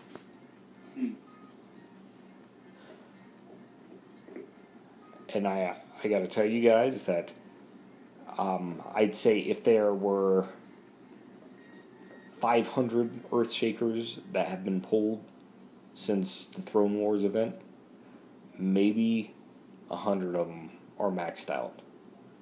5-star relics, if you think 4-star relics are hard to level up, 5-star relics make it so much worse because of the amount of food it takes to get one level off of it. I literally would save up 5 or 6 million, and on a good day, a successful forging day, I would use all 6 million food before my relics would run out. And I'd only get about 5 levels off the into the actual relic. So That's something else. yeah, I mean, these things are beastly. I mean, they're strong, but you pay the price leveling them, I'll tell you that. Alright, so hopefully I have enough room to... I still don't have enough space. I just fused like a ton of Titans. Alright, let's go back. Let's see how many I have to fuse before I can... I mean, I have to fuse at least 17.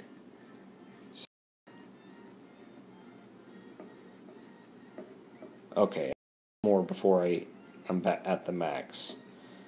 So I still need to fuse champions. So I've got to switch champions I'm fusing into. So I'll just go to my next Siegfried project. I mean, I never thought I'd level up more than one of the same Titan. But this guy's just too good to ignore. So, in the instance of a player like me that hasn't been around long enough for the original Ranger event, to have some of those, old school, relics, like the one you got there, or the 5-star relic, what are some other relics you think that would work for a Siegfried, or say, a newer player like me that's only been around since Loki? Only been around since Loki. The Munins that we talked about, if you happen to pick those up. So the Gilded Arcs, the Munins, those will be great ones. If you happen to have one of the orbs that does boost physical damage. Actually, any of the orbs will work. Because it'll give you a 30% boost to damage. And as you guys saw in my last video, that's a straight boost to damage despite it not being the damage type. So... Does the Belt of Deceit, is that in there? Is that a good one? I thought someone was talking about a belt, I thought, somewhere. The Belt of Deceit, I think it's a Titan buffing one that is used on Loki just because infiltrators try to level up their own damage as opposed to their troops' damage. Okay. Oh, I'm sorry, I missed your comment earlier, Rebel. I am happy that you use a similar technique as mine, because it makes me feel a little bit less crazy knowing that other people do the same thing as me. But just a little bit. Can't let the world know that I'm actually somewhat insane. I'd have to go back to the DOT database and look at all the relics that came around with Thor, because I want to say that some of those Deceit relics might buff up archer damage. I mean, it may be one that is only applied to a Lightning Titan, but I'd have to go back and look. I think one of those relics that came around with Thor might boost archers as well. Yeah, and Bow of Kings, I think that has been released at least twice since it came out, and one of them I missed out on because it was given an event where it was like one of the in prizes, but the event itself was crappy, so it just wasn't worth the grind. Rebel makes a good comment. It's not crazy if you know you're crazy. Or is that crazy talk? good. That's right. Anyone who's up this late has the same element of crazy. That's why we all get along. Alright. One more fusion before I am out of food. Fusing with 3 million before... Oh no. I gotta tell you guys, like, Paladins, they have never been something I have liked in this game. I mean, they seem like they would be great, because I've always liked the Paladin type class in other games. The King of Paladins, yes, I got Korthan because he was the King of Paladins. But the problem is, when I first started the game, all of those beta players, you know what they were using as their defenses? Paladins. And I would just beat my head against the wall trying to beat those guys, and it was just like, those are the most broken guys in this game. That's what it came down to. And it just sort of got me frustrated with the whole class for a long time. And then when I did get my Korthan, he was incredibly crappy. I mean, he only has 4 resistance skills, but you know what? Double stacked 2 of them. So, that was that. Now I'm using Korthan as my signal for the channel, because that picture is flippin' awesome. Flippin' old man with a sword, standing in the middle of a battlefield, triumphant. Yeah, that is a pretty big. Yeah. Everyone has to have a thumbnail for their channel, and while I change mine depending on the series I do, it will always go back to that thumbnail. Let's see. Man, I can't believe I'm reading again after such a long time of fortune fusing.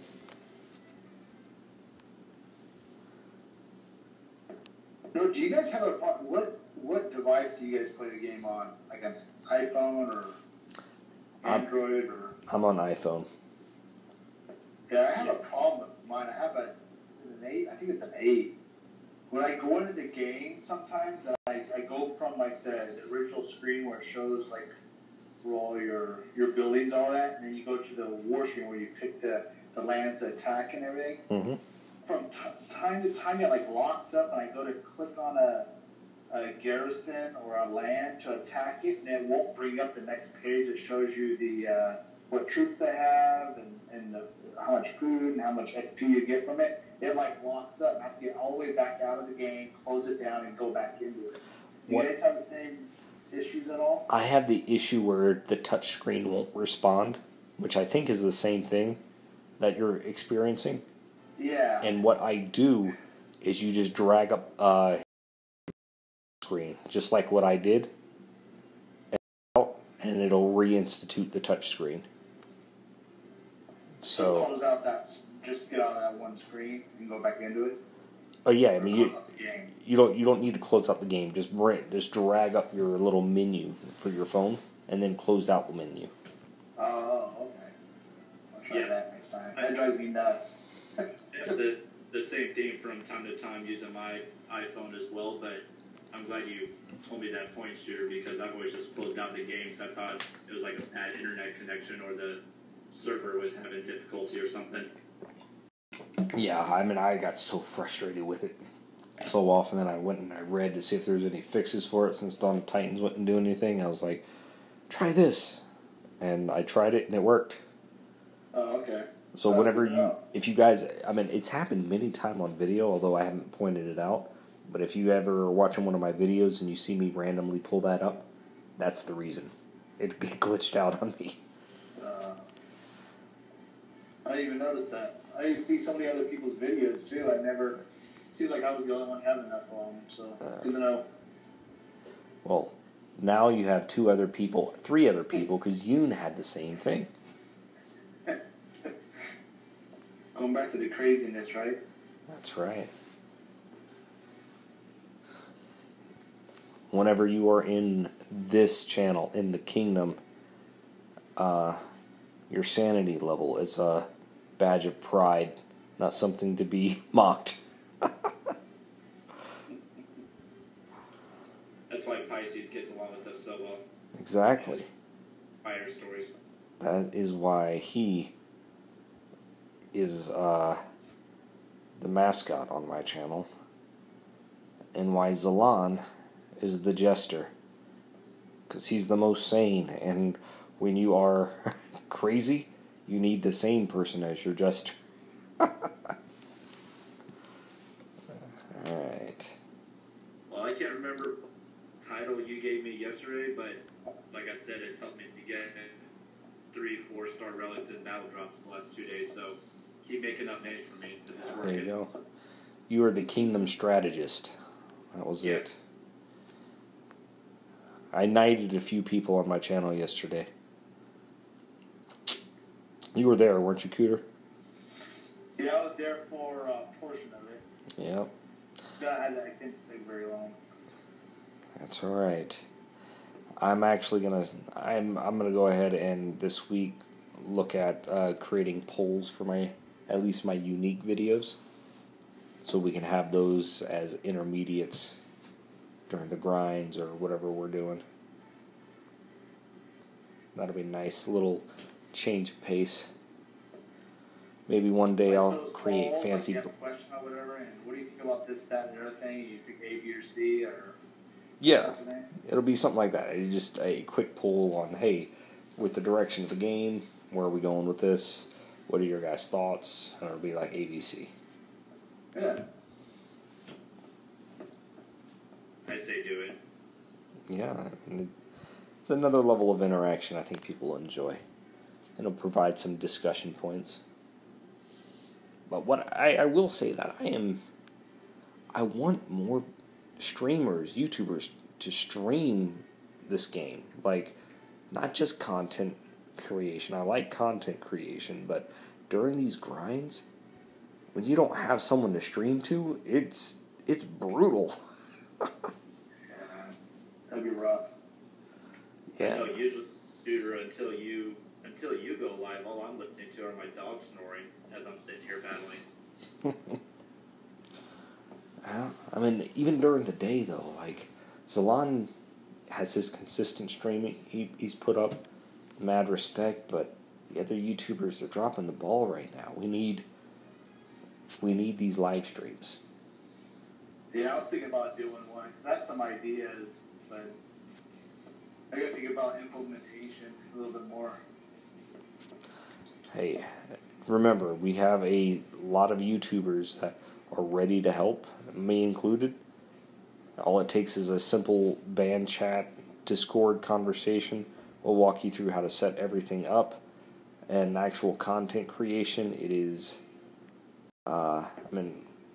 more of it, the better off we all are. I'm really happy that, for example, Vintage or Game Rescue is going a lot more into theory crafting, because there's been a lack of that. Joseph, welcome to the channel. Welcome to the kingdom.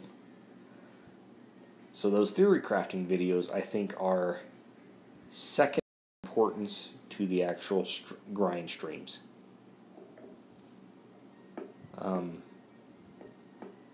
And then, I mean, the one thing that we do have plenty of is the event analyses.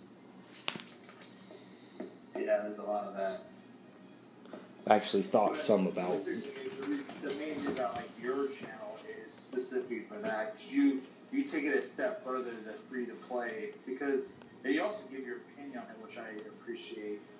A lot of the other YouTubers will be like, they just kind of, it seems like everything's good to them. Oh yeah, it's great. It's good. They never really give an opinion, and I like the way you do your opinion based on the free to play, whether you would recommend it or not. It seems like a lot of the other YouTubers kind of a little bit more vanilla. They're not afraid. They don't really go on one side of the fence or the other sometimes. So That's true. and that's exactly one of the reasons that I have less subscribers. No. You do what? I missed that last part. Well, I have less subscribers. Okay. One, because it's late at night, and two, when you have divisive opinions, people won't like it, which is why I always I'm actually anticipate the first dislike on all of my videos now, because I think it's the same person, and I promise you guys, one day, I'm going to make a video where my goal is to get as many dislikes as possible. That's good. It's going to be like a little telethon thing. Hey, join the channel, leave a dislike. Save a Titan's life. Save Aruna. Save Aruna. Oh, no. No, okay. That would be really hypocritical of me, because my channel is the first one to promote blood sacrifices of Runas. For a simple $20 a month donation, you too can save Aruna. Exactly. For a simple dislike on this. Yeah, see? I'm already in my mind creating that content.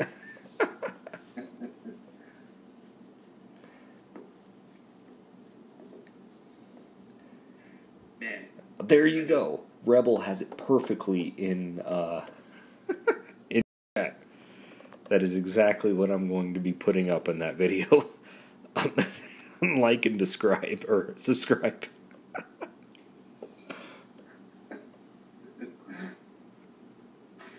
Good stuff. I will say that with the emergence of Metano and Mamesh in the level 50s categories, I have 2 more videos I can make, or comfortably make, in the Castle Crusher series. So I am looking forward to that, because I don't know if I'm going to be able to top the last one, because I was laughing so hard during that one. That was the greatest YouTube videos I've ever seen. Yeah, I mean, I was even able to talk like a strategist as my Goliaths were hitting the battlefield. Look, that was pretty good. Got the left flank. 10 minutes and those guys will be able to engage everyone else. That was too fun. I had to start making stuff up because there's nothing to talk about. There's swing their club. Exactly. Who else can make a battle that goes to time funny? Normally, you're going to lose like 2 minutes into the battle, and you're like, I just give up. in that battle with the Panthers, that was awesome. Where the Panthers just ran me over. Who would have thought you would have gotten so many likes on a Skullnar video? I know. I mean, to be honest with you, that one has shot up more in views than any other video that I had. I mean, there's only one video that's had more, and now I've been trying to avoid clickbait on my thumbnails, but I wasn't thinking whenever I made the video of massive free-to-play buff, and that video stupidly has gotten the most amount of views when it's like a 2-second comment in the video that's talking about it. So, look at that, a stone mallet. You may break the internet do the Castle Crusher videos with Runa. Oh my gosh, I am definitely going to have to do that now. Thank you for bringing that up, because and I think DOTers would love that. Zemicity, welcome to the kingdom, man. And enjoy the chat while we're grinding. I've got Cooter and Doom in chat with me. That's who's going to be talking here. And we are discussing plans for future Castle Crusher videos, and they have elected, and you know that this would be the perfect time for a poll if I were to have it. So those of you who are actually listening in chat still, that want to throw in your comment, would you guys like to see a Castle Crusher's video with Runa at the head of it? You got my vote. It seems like an iconic video would have to be produced. I mean, that one I would probably go all out and have a graphic beforehand. Hey, you might get showcased on like the DOT live stream or something. Hey, you know what? They mentioned my name after the Odin stream. I was shocked. I was like, wow. Not only am I not a massively popular YouTuber, because I haven't been around as long as the other guys, but I'm a free to play, which is exactly against what they're looking to do.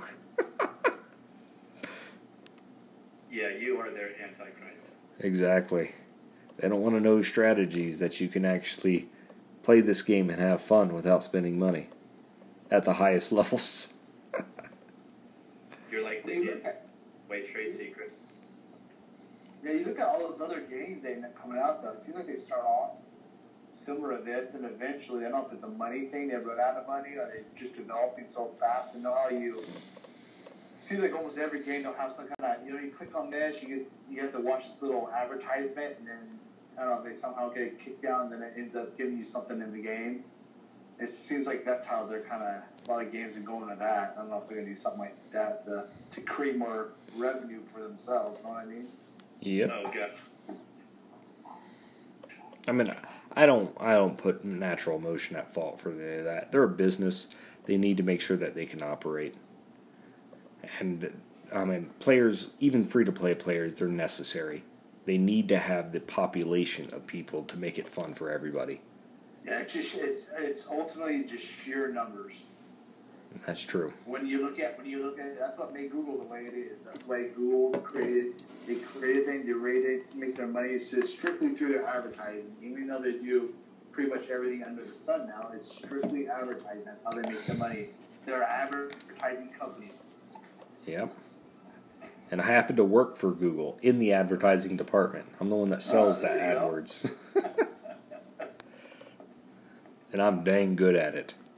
But I gotta tell you, this is insider information here. Google spends all of their time and money making that public-facing search engine what it is. That's why it's so good. But their internal system is garbage. Total garbage. Internal email, all that. Gmail is great on the outside. If they'd let us use Gmail at work, that'd be great. But we have to use their internal system, which has so many errors that no one ever fixes. And it just makes you want to claw your eyes out. And yeah. Basically, it's the equivalent of releasing Google Glasses to the public years ago. I did a tour of Google a while back, and that's what the guy said. He said that you think they're doing the Google, the Google car and the Google Glass and Google this, Google that. So that's all fine and dandy. They'll start it and kick it off to someone, hand it off to someone else. They can continue the technology and working on it. But at the end of the day, their claim to fame is their Google platform and their search engine. That's how they make their money. That's what they said. Told me. So 90%. Now Rebel. 90. Rebel says, of course we would. Oh yeah, there we go. The Runa comment. DOT needs to advertise more. I agree, but I don't think they need to advertise in the way that they currently are. They have a community that they need to push advertisement through social media, not through random videos. Those videos are nice, but when people get into the game, yes, they're going to be hooked for the first few weeks as they look at the graphics, but what's going to hook them for the long term is the community. That's the reason all of the best players are staying right now, is because they're part of something bigger. And so but with Facebook targeting pretty crappy, they can't really do that. I'd probably stick with something like advertising on YouTube channels, getting basically influencers to really push it.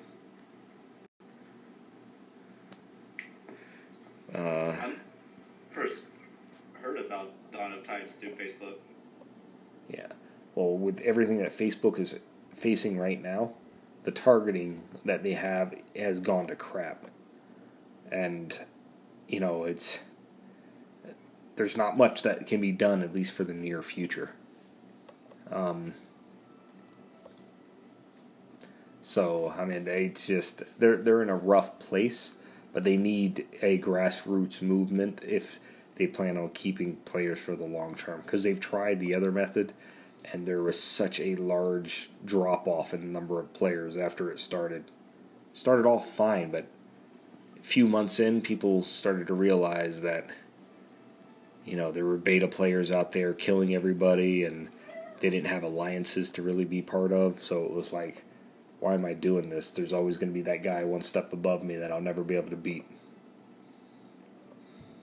And only the crazy people stayed along, which is why I'm still here. I sense that theme about craziness, right? Hey, it's a badge of honor on this channel.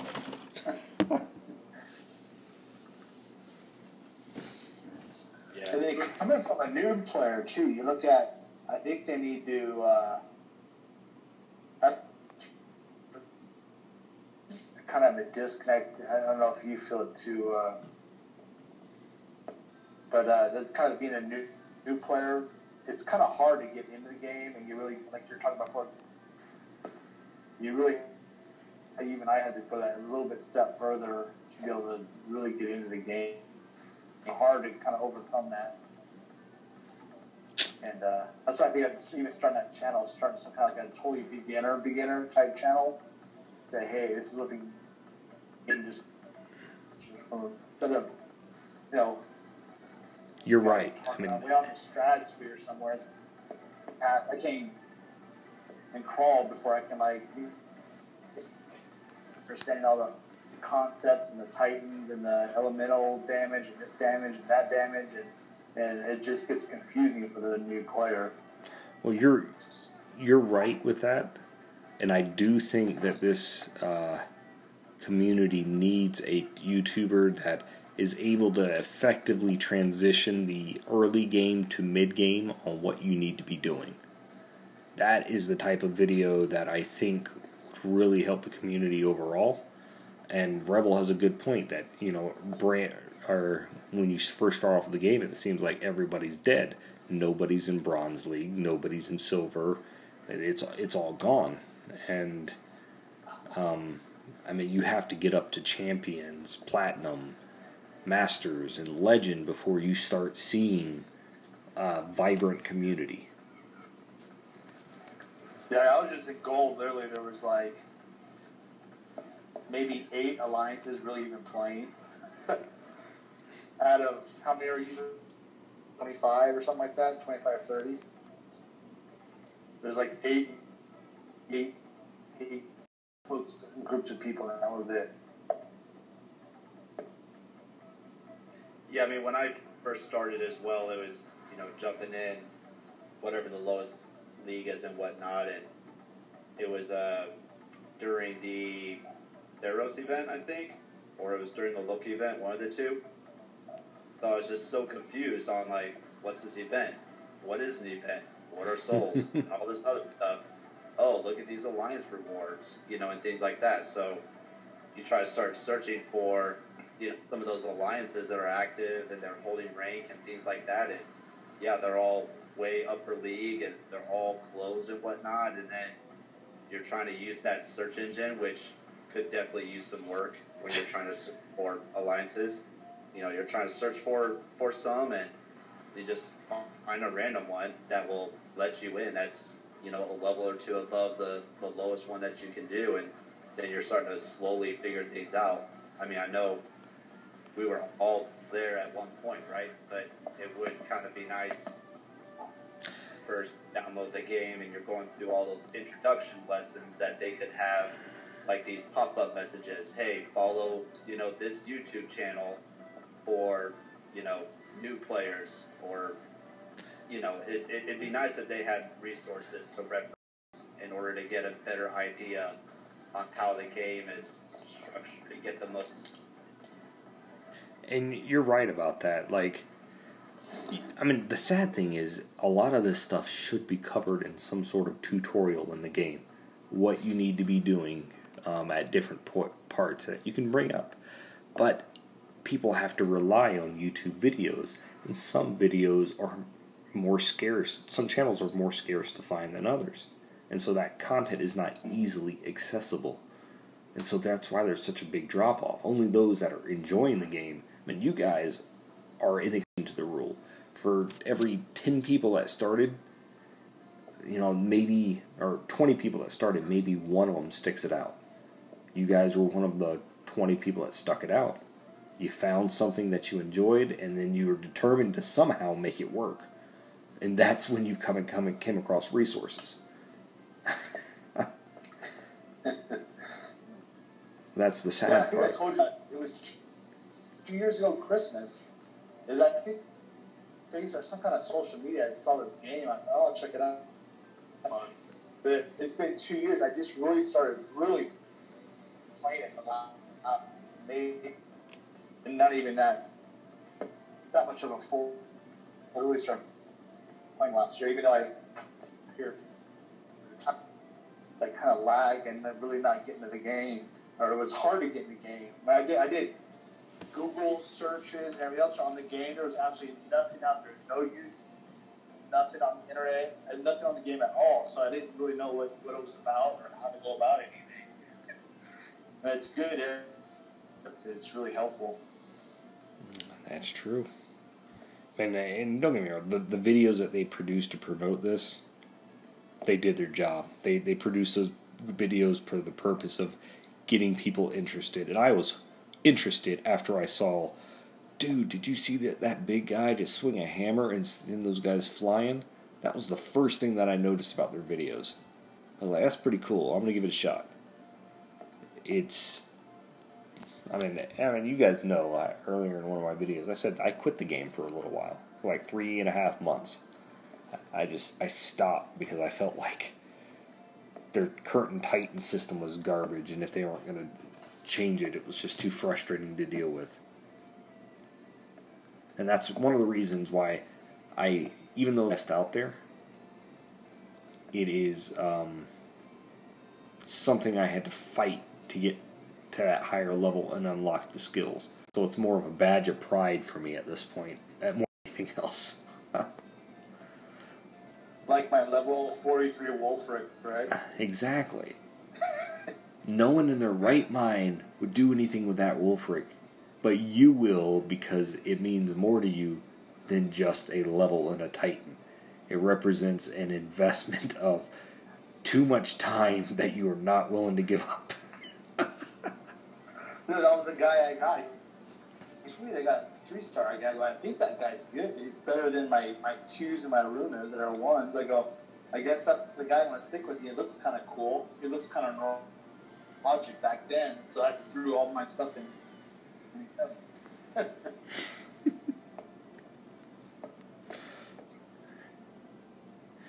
Guys, I'm writing it down right now. I think I am actually going to do it. We are going to have a Castle Crusher Runa video. I will invest the Titans to level up a Runa in my next Forge, since it'll be pretty easy. And it will be the most hyped event that DOT has ever seen. Just when you thought you knew Runa's real power, watch Castle Crushers tonight to discover what she's really capable of. And then there will be many cutscenes of instant deaths from level 10 Panthers.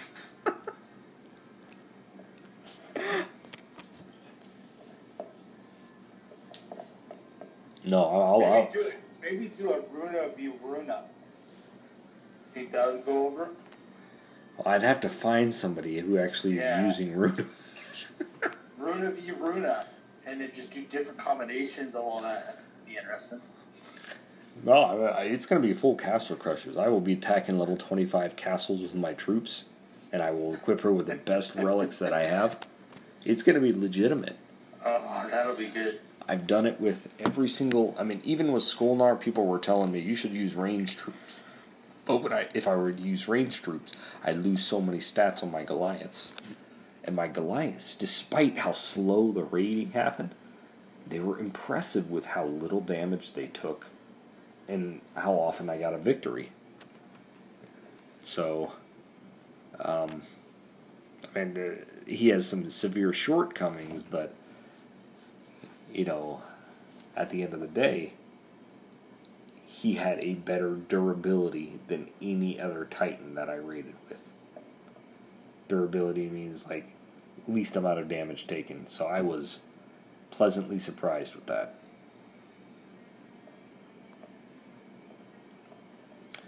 I think I have 3 elements that I fully resist on him. And then the other elements are just minimal.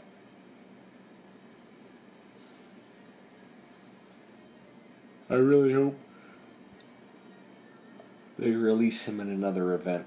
Because he is one Titan that I think it's worth trying to find the gamble if you get a good one. Because he's a Titan that he can get skills like Goliath's resist to melee. There are versions of him out there already that have 100% resist to melee. Without any relics. Skolnar, yes. And that's just off of skills, no relics.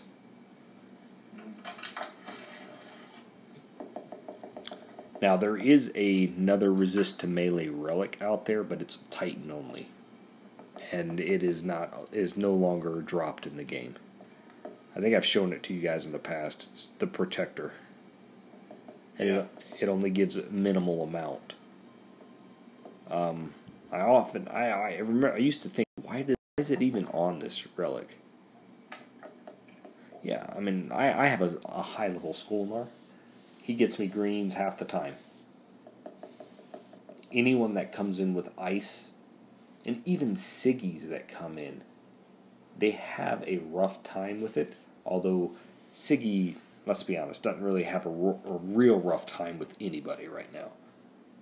The right spells and the right relics on Siggy, unstoppable. I can go against any castle and feel confident that I'm going to come out the victor. One castle that I do not like to go against with him is Solzar castles. Because I run a bunch of archers and those grenadiers just light me up. But any of the heavy defensive Titans, I mean, there's no contest.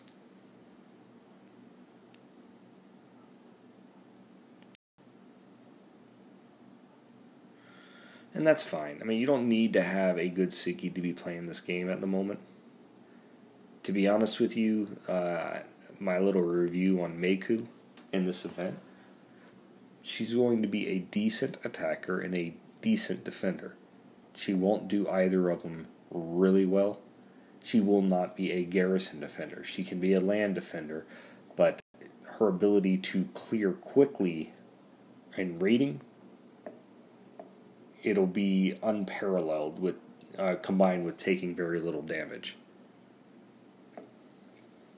I mean, you and last night were, whenever they reintroduced Trials of Power, that would be a very good selection, right? Yeah. And it's because that armor is going to keep the Panthers alive. Because none of the units in Trials of Power are going to have any relics. So the armor piercing is not going to be there. So the armor will keep them alive, and then your relic Bitter Dirks and any other poison relics that you have will give them the damage that they need. And since they have speed, they'll be able to cover ground very quickly to get to any ranged units. That in combination with the spells that you're going to bring to the battle, you should be able to get pretty far.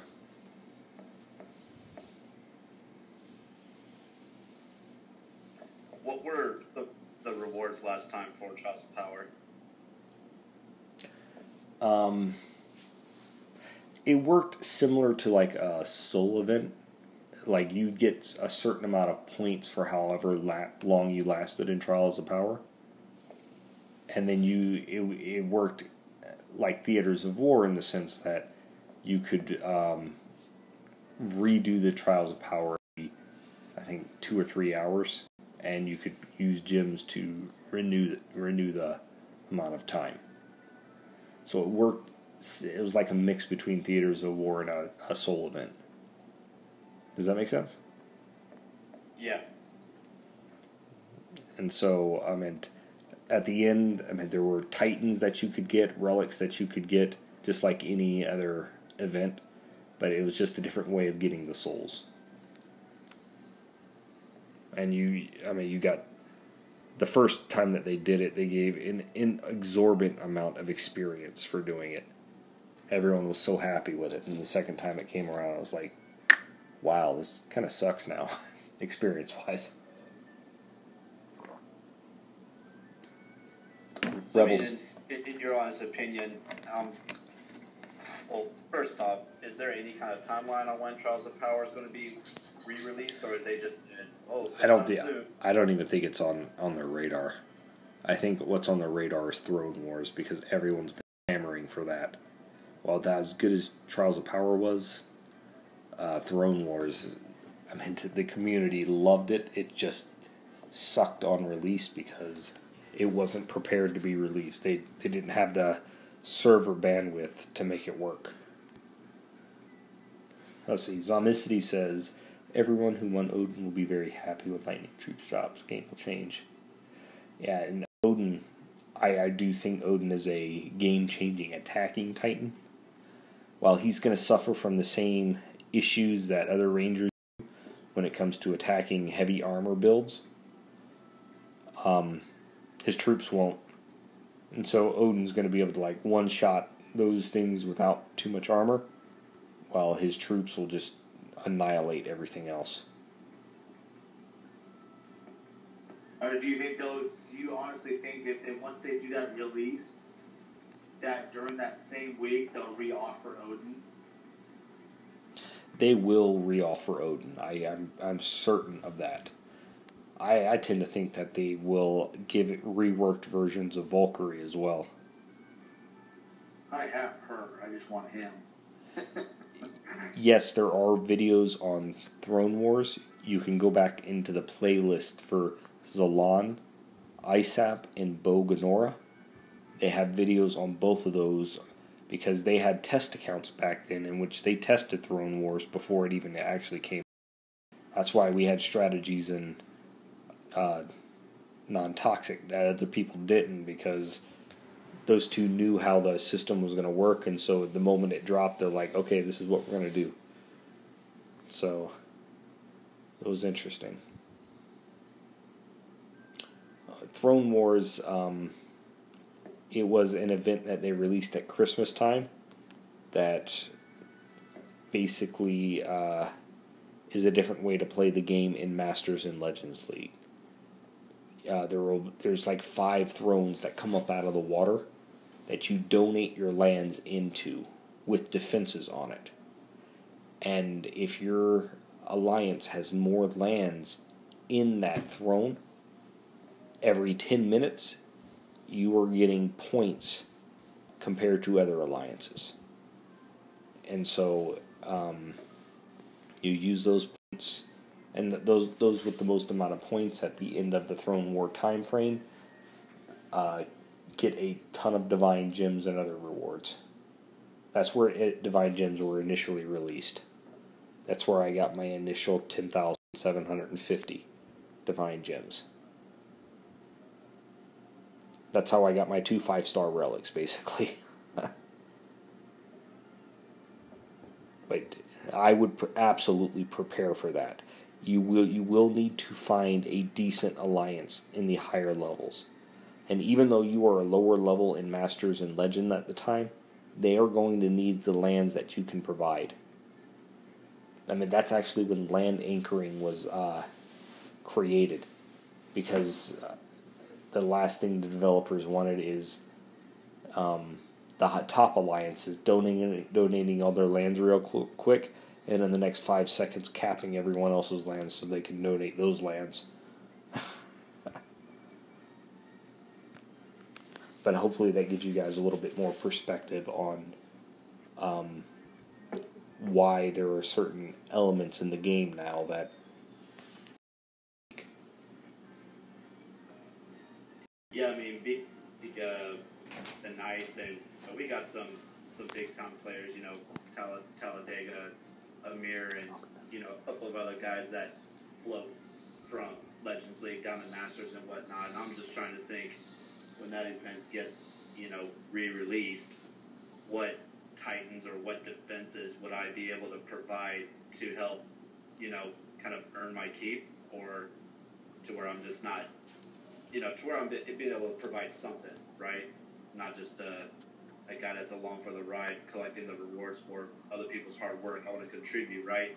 So then I'm just trying to think, well, shoot, what Titan do I need to try to start, you know, leveling up in order to provide a really good, you know, land defense, you know, to donate. You know, I got the Avalos at that new Mataris, Matano, the 2 Siegfrieds that I told you about, Valkyrie. So I'm just trying to decide, like, what of those options would be best for land defenses in that event. They will announce, Joseph, they will announce when Throne Wars drops beforehand. When that happens, you can start anchoring lands. For now, don't worry about it. And to be honest with you, when I went to the events, there was plenty of time to get my lands anchored, and I was throwing, by the end of the event, I was throwing like level 10 Titans on with a bunch of troops to defend. Because sometimes that's all you got. So it's not like you're going to be facing like a ton of level 60 Titans, but there will be some lands like that, which is why you're going to need some heavy hitters to attack lands like that so you can get them off the thrones that your alliances are trying to control.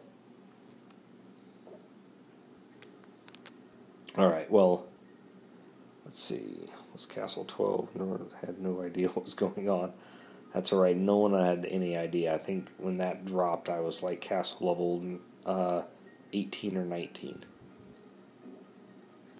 So, probably 18. Now, guys, I am past the time when I actually needed to stop streaming. But, as always, you guys have kept me talking. Which is a good thing. I want to give a special shout out and thanks to both Doom and Cooter for joining me in Discord. For all of you who have participated in chat, you guys are awesome. Thank you for visiting the kingdom today. And I want to turn the time over to Cooter and Drew to see if you guys have any final thoughts you'd like to share with the community. Nope, nothing for me. Just keep grinding. That's all I got. Yeah, I'll finish this last battle and then I'll check my soul count. But do you have anything for us, Cooter? Nope, same. Grind away. Get her done, right? Get her done. Yes. Good night, everybody. Yeah, I'll end with my soul count because I don't think I got to where I needed to, but I'll consider it a successful night because for 260 relics, I got a 3-star relic fully leveled and a 4-star artist level completed. Oh, I do got one more thing to add. Long live Runa. Long live Runa. There you go. There's been a lot of debate about her on this channel. Alright, so 7,400. That's decent. 74? Yeah, I got to 74. Which means I have more grinding to do tomorrow. You said you were going to 15? Is that what you said? 18? I remember. Ideally, I'd like to get to 18. Oh, 18. Just because once you get to 13,000, if you use the 13,000 gems and the 18,000 gems, it's basically a free grind between those two, if you're just grinding through. Which means it's just a bunch of relics you can pick up. and it's for me. I want to get those divine gems in between. Meiku, I'm all right with getting. Epic token, it's a throwaway thing that they give me, so I can get that level 40 Runo without having to level her. And the toxic rune is garbage. No offense to anyone who loves that, but it is pure and utter refuse. Alright. My alliance is ranked number 40, so hopefully we stay in this area, because the most terrible thing that could happen is in the last few minutes be bumped to number 51.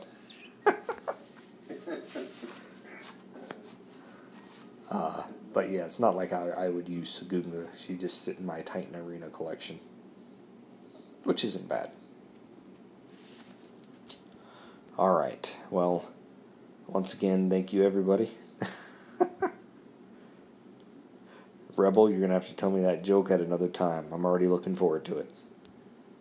Good night from the Late Night King, and farewell from the kingdom.